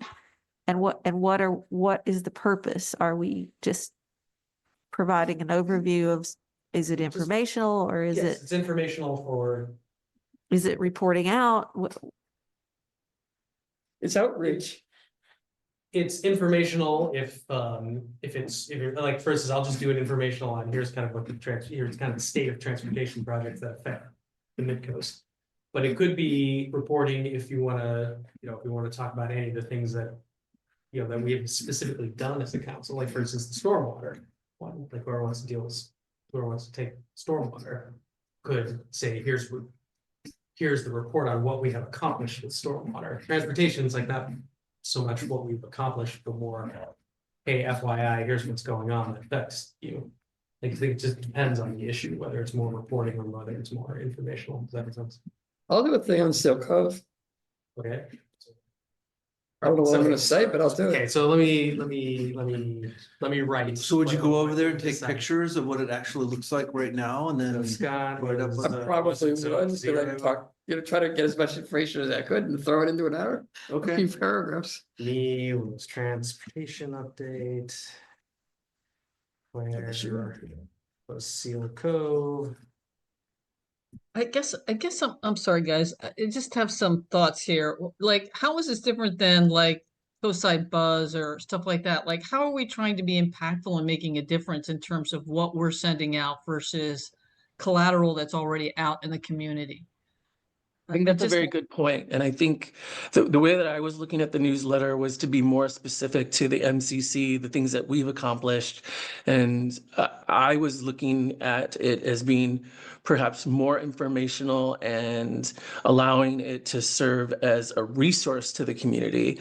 Some of the things that have emerged recently, we had a presentation that was very specific about home hardening, about fines that would be assessed to community members if they were not in compliance. That was going to start. Technically, this is not a spring edition. This would be a summer edition because it wouldn't be out until sometime probably in June. With the night skies, I thought that there was some solid takeaways there that community members could use as a resource, and that could be a nice summation. So if this is just, as Connie is alluding to, just, a series of paragraphs that's nice reading, I don't know. It doesn't seem like the project that I thought it was.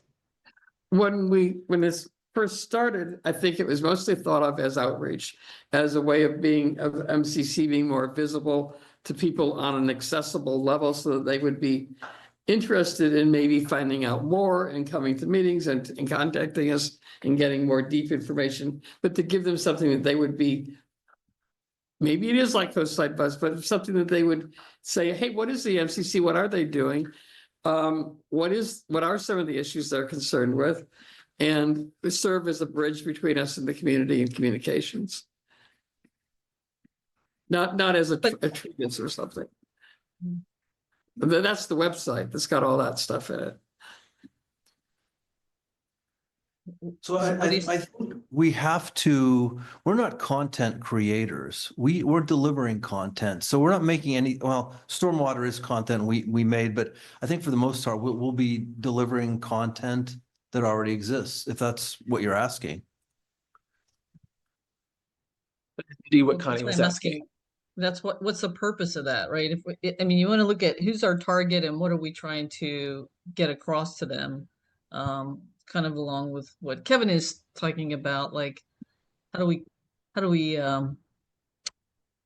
clarify this to be something that's impactful from what the MCC is doing, as opposed to just sending out, reiterating content that's already out there. So, well, this is specifically the ones that we are working on. Like Coastside Buzz is everything that's happening, not just what we're working on. So it's more what are we engaged with as a council. And again, some of that is informational and some of that is reporting on what specifically we've done, but it just depends on the issue.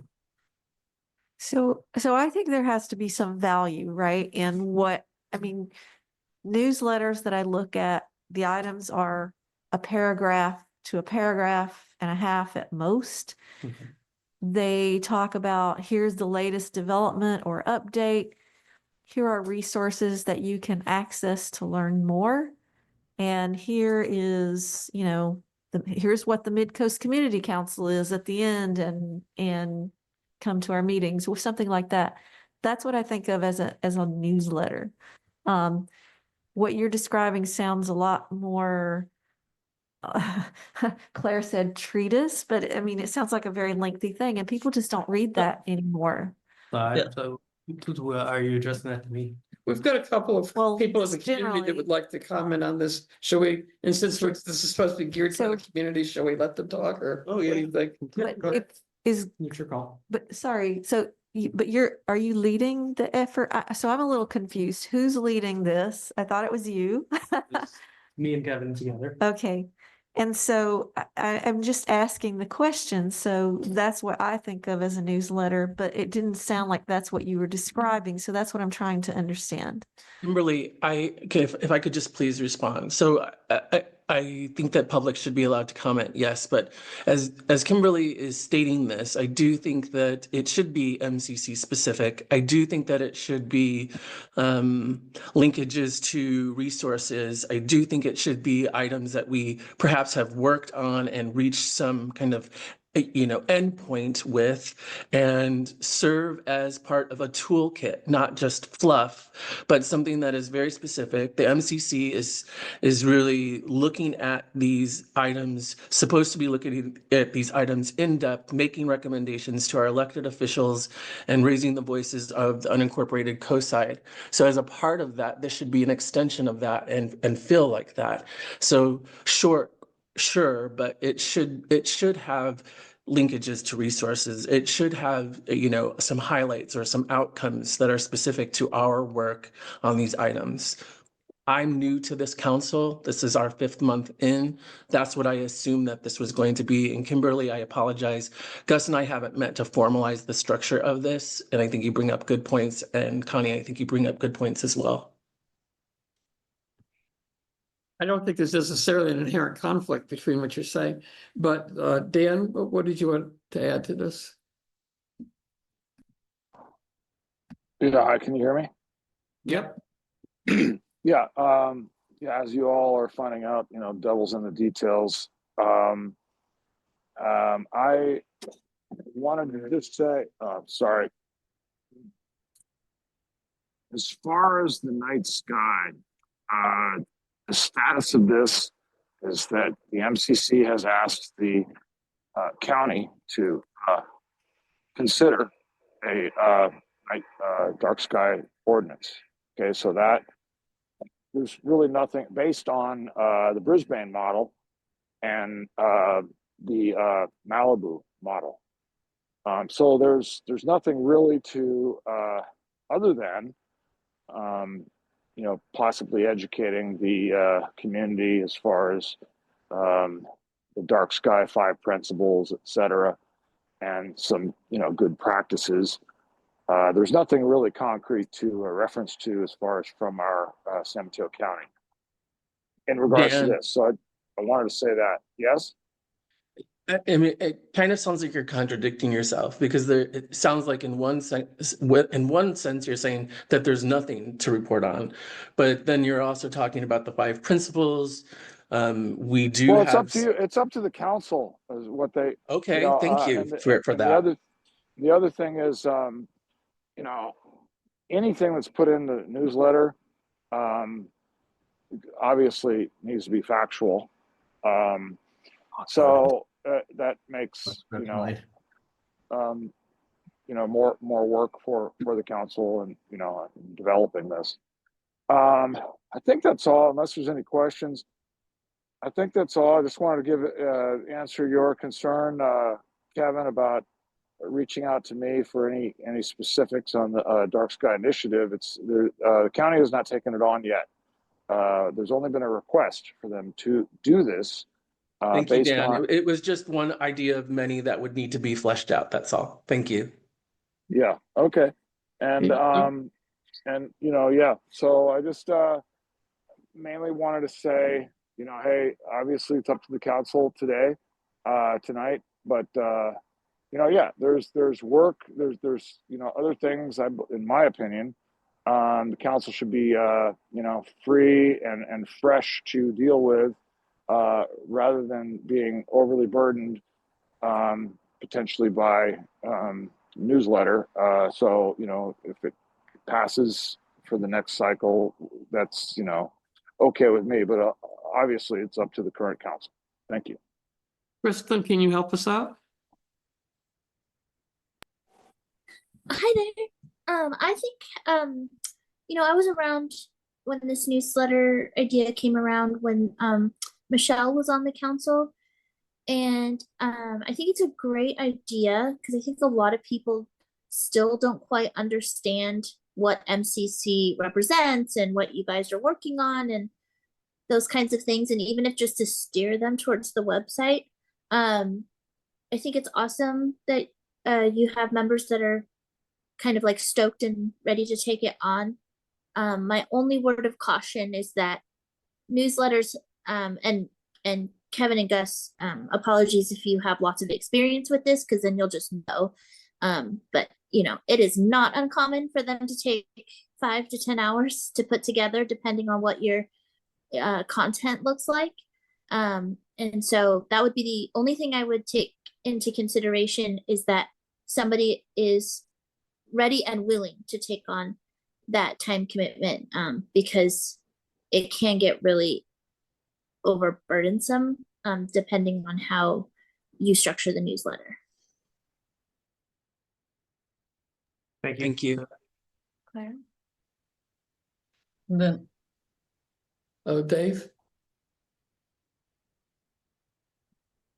So I was on the council, I'm Dave Olson from El Granada. I was on the council with Claire when we started the newsletters.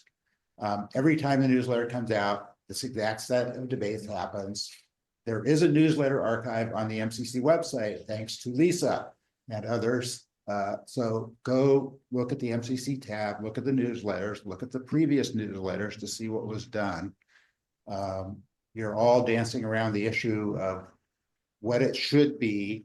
What it should be is what the current council wants it to be, but it should be brief. It does take about 10 to 20 hours per newsletter, because everybody has to write something, somebody has to edit it, somebody has to pull it together and make it consistent. There was a point where the supervisor's office was willing to do the translation and the editing. I don't know if that's still the case.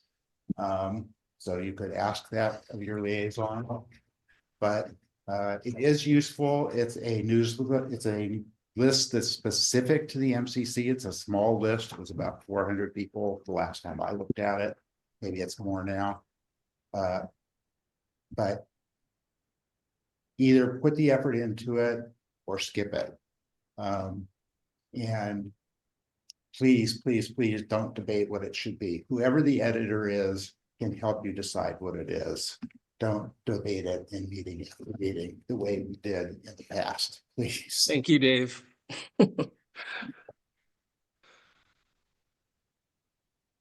Okay, so I see Connie's hand is up again. sorry, I actually forgot my question. I was just gonna take it down. Sorry, I forgot what my question was. Well, I'll come back. Okay, great. Can we just do everybody 200 words on whatever your thing is? Yes. That's what I would like. Yes. Great. Are there objections to that? Nope. No. Great. All right.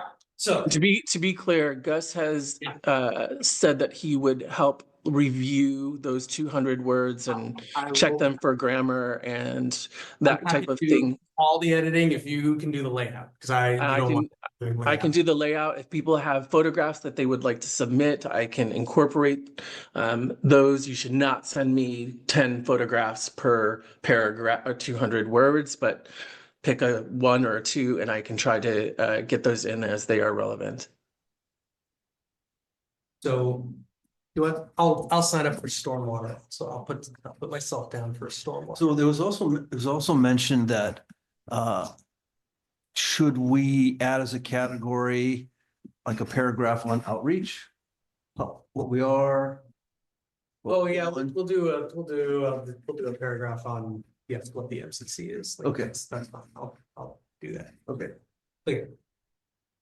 What are the other things we need? So who's gonna do dark skies? Do we need it? Do we want a dark skies one? Do we put a letter? I don't think there's anything to report. The letter saying we want to support on ordinance? We did, but. Okay, shouldn't we tell people that we did that? Sure, let's do it. Okay. Okay. You might have some items that are not worth 200 words, but are part of a list. If you give me 200 words, think of that as a ceiling, not a floor. Okay.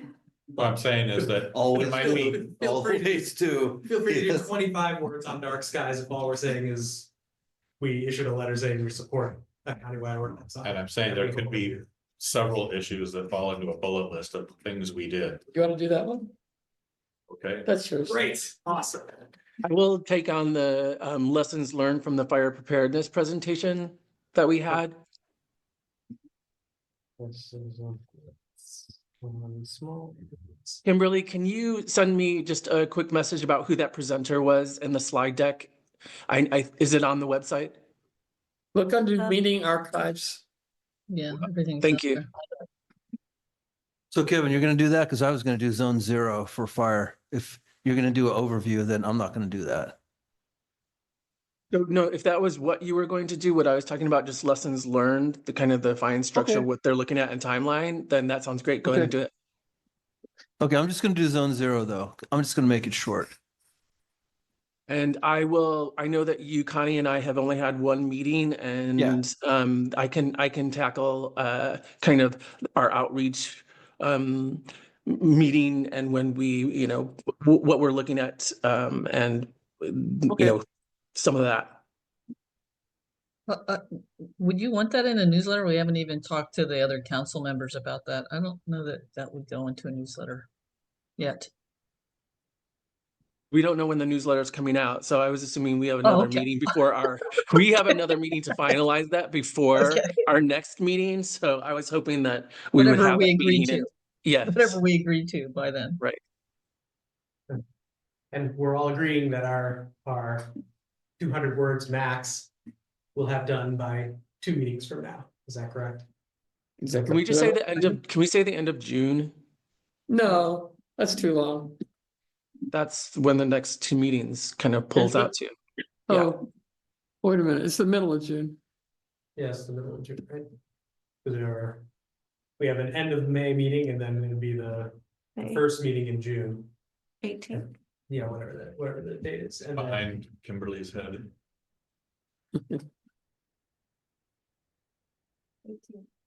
Claire, I'm sorry for clarification. What I was suggesting is the finalization of said newsletter by the end of June. oh yeah, so everybody submits their stuff to me by June 11th, and then I will have edited it, handed it off to you, and then we will have a draft newsletter ready by the 25th. Okay, that sounds Our good. deadline is June 11th. Is that Yes, correct? yes, all your deadlines is June 11th, and Kevin and I have a 25th deadline. I have a side issue. Yeah. If you look at some of Ray's emails or some of his office's emails, on the bottom it says click here to sign up for our newsletter. I was thinking of putting that on my MCC email thing to sort of generate traffic, and if I can figure out how to do it, and Your signature, Claire? It might be something other people might want to consider doing as well. On Yeah, I our think we should all do signatures? it. Yeah, I think we should all do it. Yeah, we probably all, if you can figure out. We how should to all do it. Yeah, it would be really helpful to get as much email, from the community contacts as we can, so that when we have something really critical we want to push out, the more that we have, the better it will be. Especially as we're talking about additional outreach that Scott and Kevin and I talked about, the more emails we have from the community, the better. We can actually generate a QR code where we can put that on the website. We can post that on Nextdoor, and it can just say, sign up here to get our newsletter. And that will take on the website. Yeah, I'm saying that we can generate a QR code and use that on our Nextdoor pages as well, and hopefully get additional individuals signing up for our newsletter. Anything we can do to generate traffic is good. Yes. Do you have any healthcare on the coast stuff we want to put in this? We might. I thought we knew what we wanted to say, and then I thought we wanted to address the trees and the lights over there. And things are kind of in flux at the moment, and I'm not sure what to say. But maybe by the time it's ready to turn in. I mean, is there any stuff that's one thing, but like with other stuff about it? The age friendly stuff, with the urgent care, and hopefully with Seton we'll have some intel by then. Yeah, at least that's what Marie said. Yeah, sorry. So who wants to do a max of 200 words on that? You want to do that, Connie? Yeah, I'll do it we'll have another meeting by then. I should have information from Dignity by then. Okay, so for age friendly. It's the urgent care dates, times. What's going on with that? I really apologize. I do need to step away. The reason that I am attending remote is that I have somebody who needs medical attention. So I will keep my audio on and my camera off. Okay, thanks, Kevin. Yeah. All right, were there any other things so right now we'd be doing zone 0, transportation, stormwater. I'll do a little thing on safe routes to school that I'm working on. Seal Cove. Chris is gonna do bullets on kind of some of the smaller items that don't need like a whole paragraph. Kevin's gonna do lessons learned from the fire presentation. Connie's gonna do urgent care, age-friendly stuff. I'm not going to do that. Scott is going to do fire Scott's preparedness gonna and do include that all in the fire zone. stuff? Okay. Yep. And I'm going to do outreach. Okay.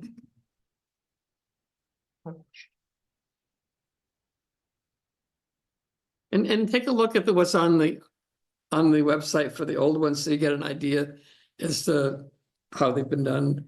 It's easier than you think. Thank you, Claire. Yeah. Okay. Very success.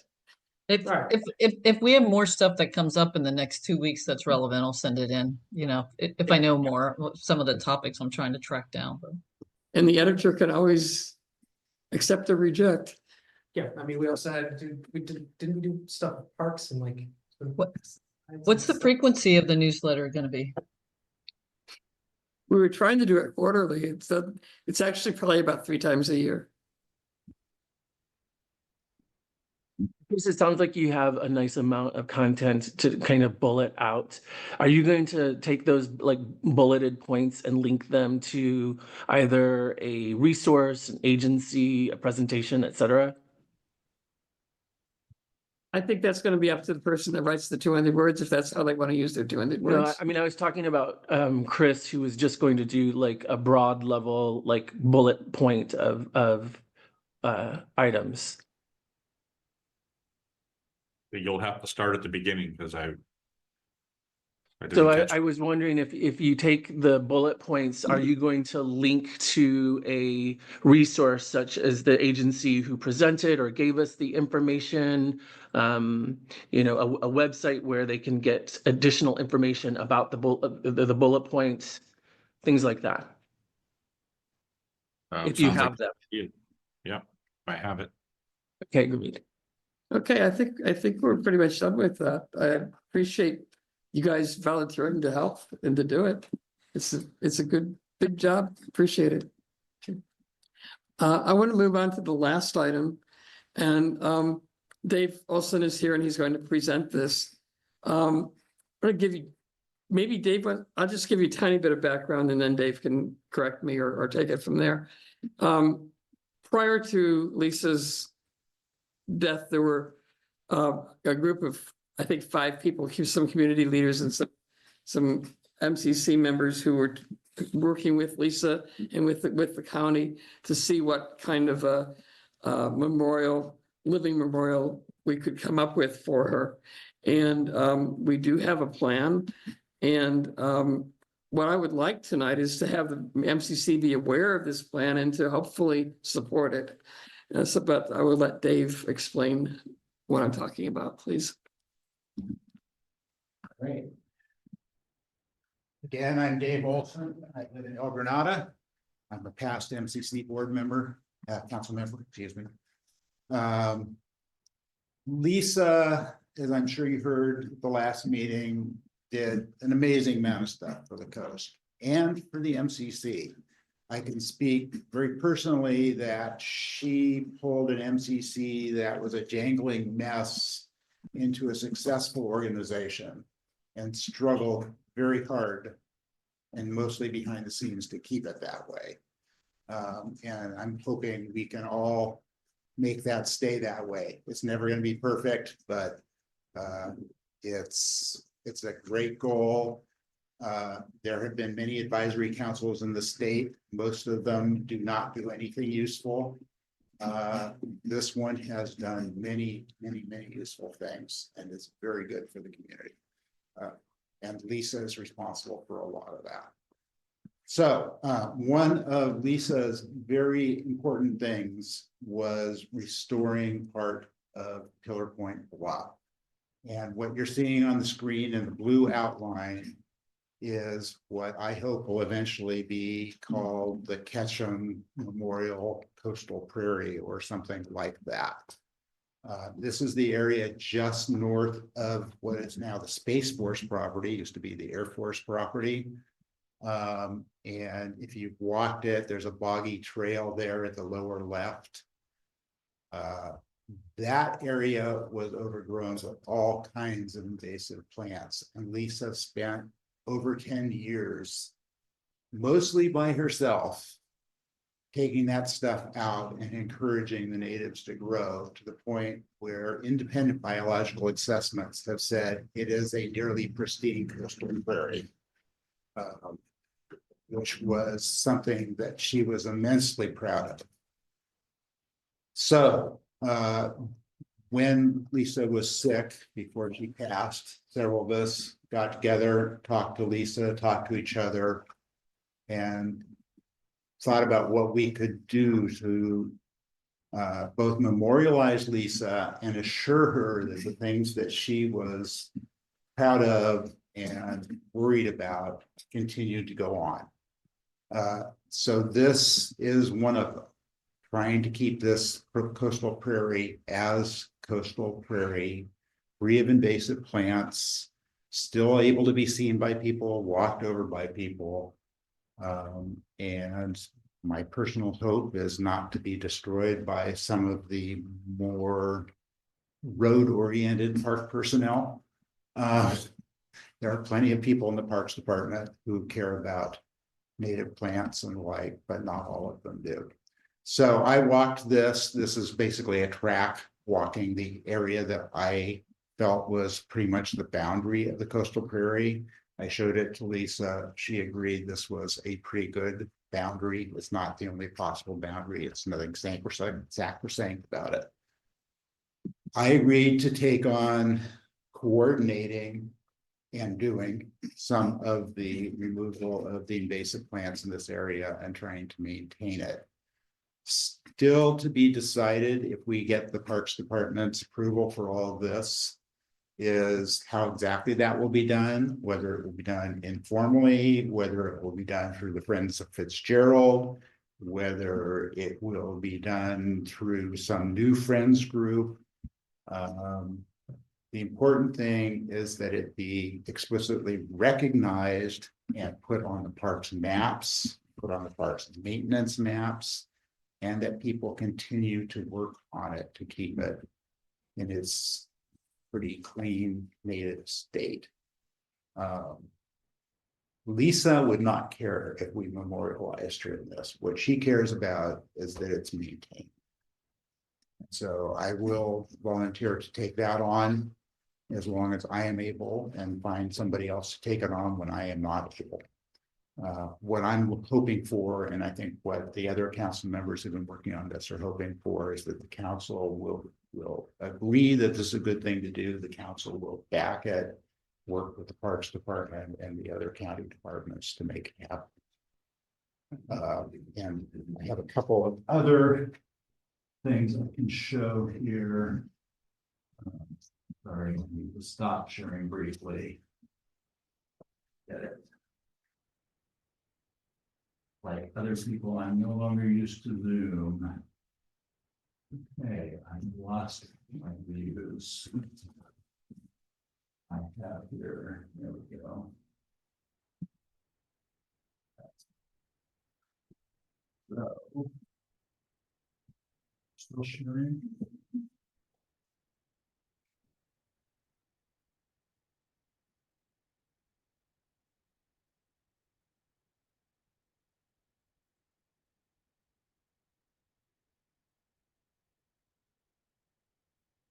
Here it comes.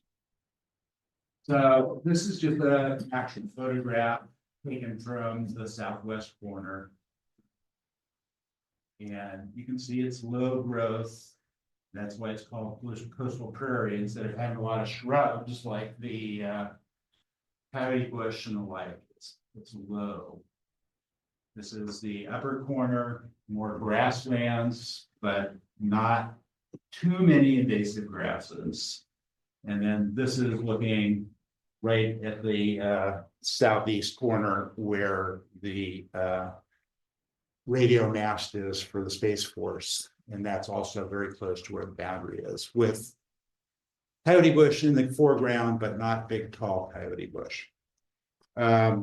So with that, I finished what I had to say. Does anybody have any questions?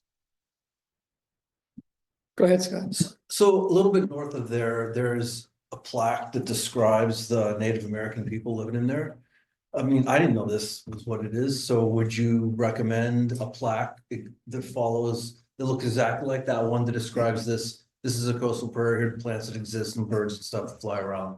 Yeah, that plaque was part of the Ohlone Portola Heritage Trail Project, which I was also a part of. So yes, that was a standard Parks Department plaque. Okay. It was a reasonably low cost effort to get those plaques designed and installed. It's never cheap because they have to stand up to the elements and vandalism. But it would be good to have another one of those describing. So would we rely on the Parks Department to put that up? It is inside the parks boundary, so it pretty much has to be the Parks Department. It doesn't have to be done by the Parks Department, but my past experience in working with the Parks Department is they really don't want other people putting up stuff in their parks. Okay. So if I said, hey, you know, we have money, can we put something like this in there? We wouldn't do that because They would probably ask us to fund them doing it. Okay. But either way, we can approach them. This may be an exception. Okay. What I'm hoping to get tonight is, well, and I think we'll have to vote on it, is a sense from the council as to whether the council supports this project. I don't think we have to do anything right now. The Ray Mueller is in favor of it. The Parks Department is in favor of it. But I would like the group that Dave is working with to be able to say the MCC is in favor of this. So it gives us a little more clout. So just need a motion to vote on whether we support this? Yeah. I motion that. Well, wait, I'm sorry. Can I just ask a clarifying question? When you said, Dave, the parks would expect us to fund it, who do you mean by us to fund it? I'm not following that, sorry.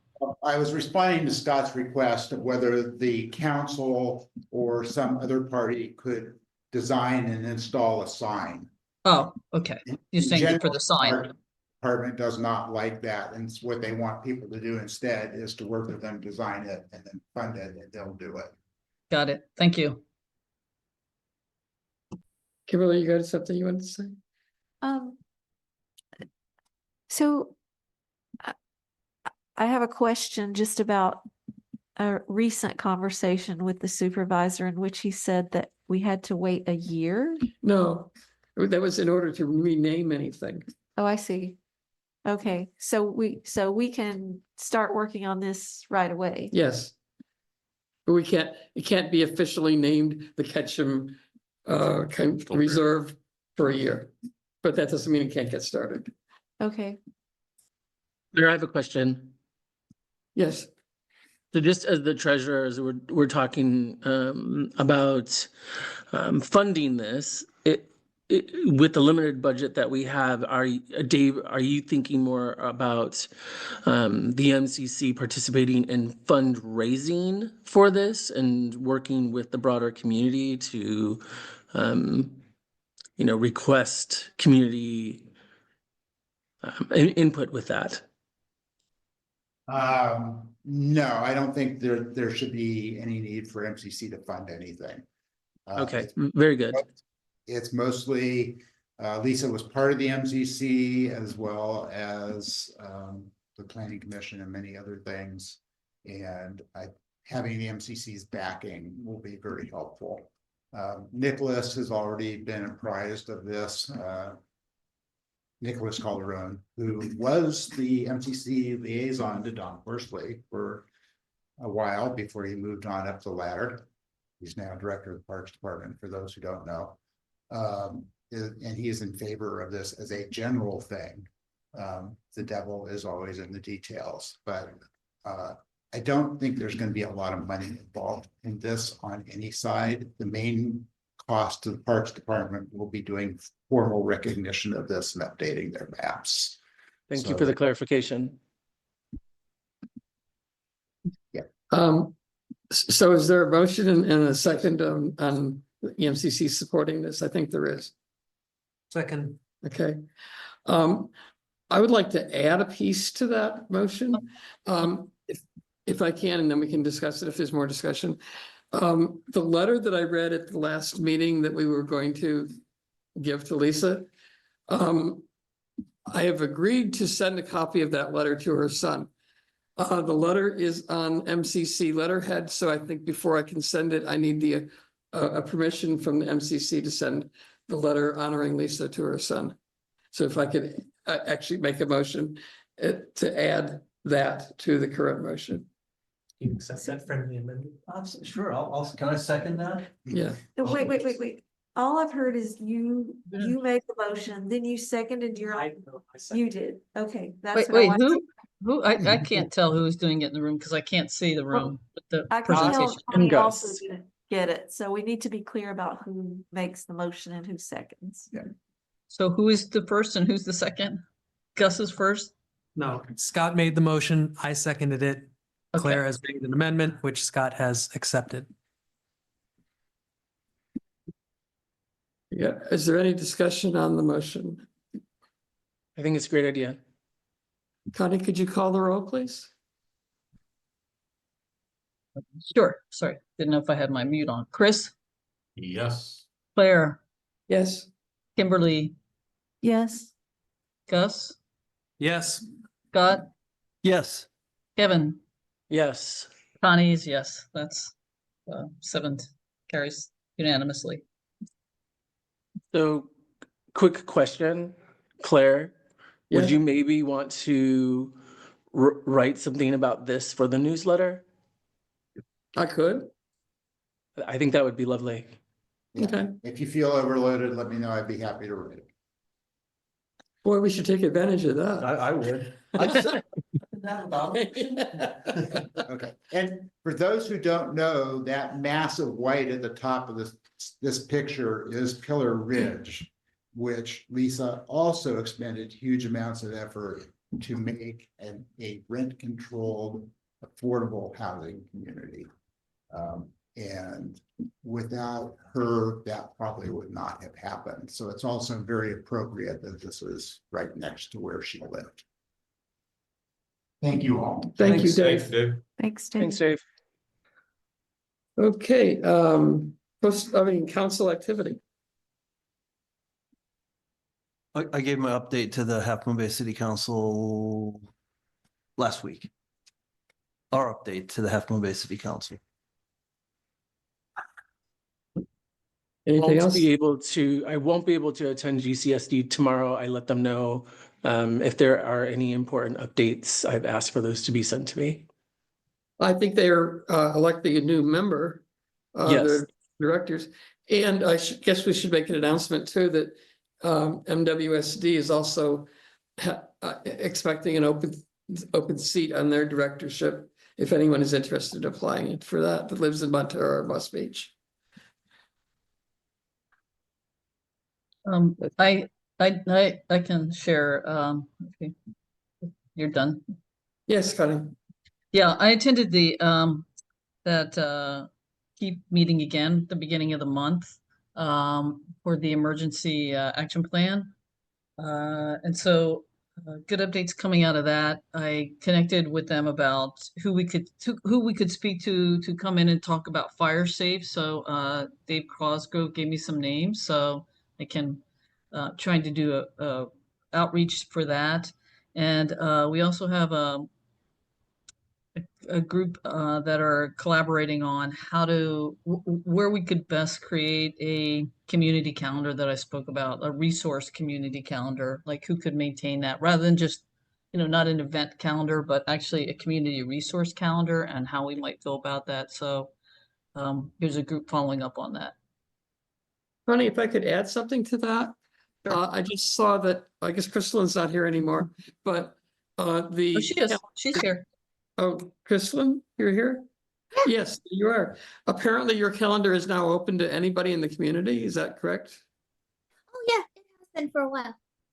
Okay, because that's helpful.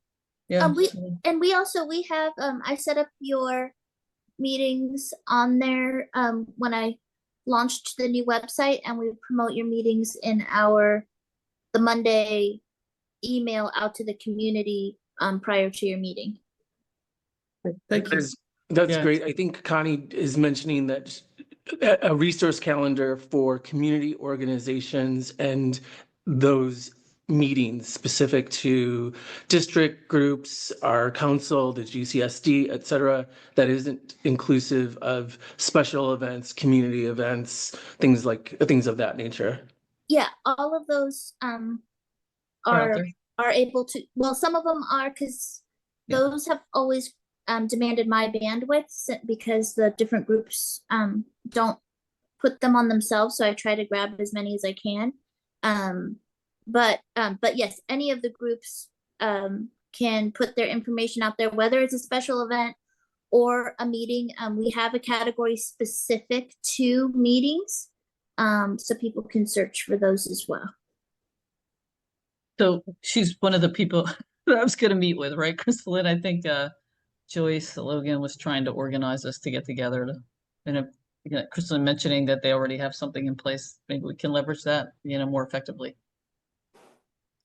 Yes, and if anybody needs a tutorial on how to use it, we're more than happy to provide that. And CoSci Buzz also has a community calendar, and our processes are pretty similar. And so we can, between the two of us, we can definitely get all the information out there. Okay, once again, we're trying to do some synergy, bringing groups together here at the MCC. So that sounds like something you guys can take off with. Thank you very much. Future agendas. It looks as though we're probably going to have Len talking with us about next time, about Highway 1 issues. I'm blanking right now, but anybody has suggestions? We had a request from a council member to discuss how we respond to community correspondence, which we may discuss at the next meeting. I was just going to say something about that. If you're taking suggestions or. Yep. So an email went out to the entire MCC council regarding who gets copied on what emails. And currently the practice is that the chair for the MCC responds to all emails. My follow-up email that was pretty specific simply stated that I think that there should be coverage on all emails to everybody who's on the council, and that we should come up with some standardized language in case the chair is unavailable to respond to emails for any reason, that we have a backup plan so that we can communicate to our community members and those who are emailing us. Yeah, so we can talk about that. Unfortunately, it may not be just something that we can decide, because I reached out to county council and got all kinds of opinions that maybe we're not going to like. So we will try to put together a format where we can discuss how to handle this situation. So that if we have time, we will definitely do that next time. There may be some other things that come up, some issues regarding the urgent care centers, some issues that escape me at the moment. Claire, So can I ask another question? So I just took a look at the business items from our retreat, and I wonder if you could add some time to the agenda to talk about those issues that we have addressed, and to give an update on what is still active and open that we haven't even started to address, so that looking at timeliness, that we might consider moving things up and prioritizing them.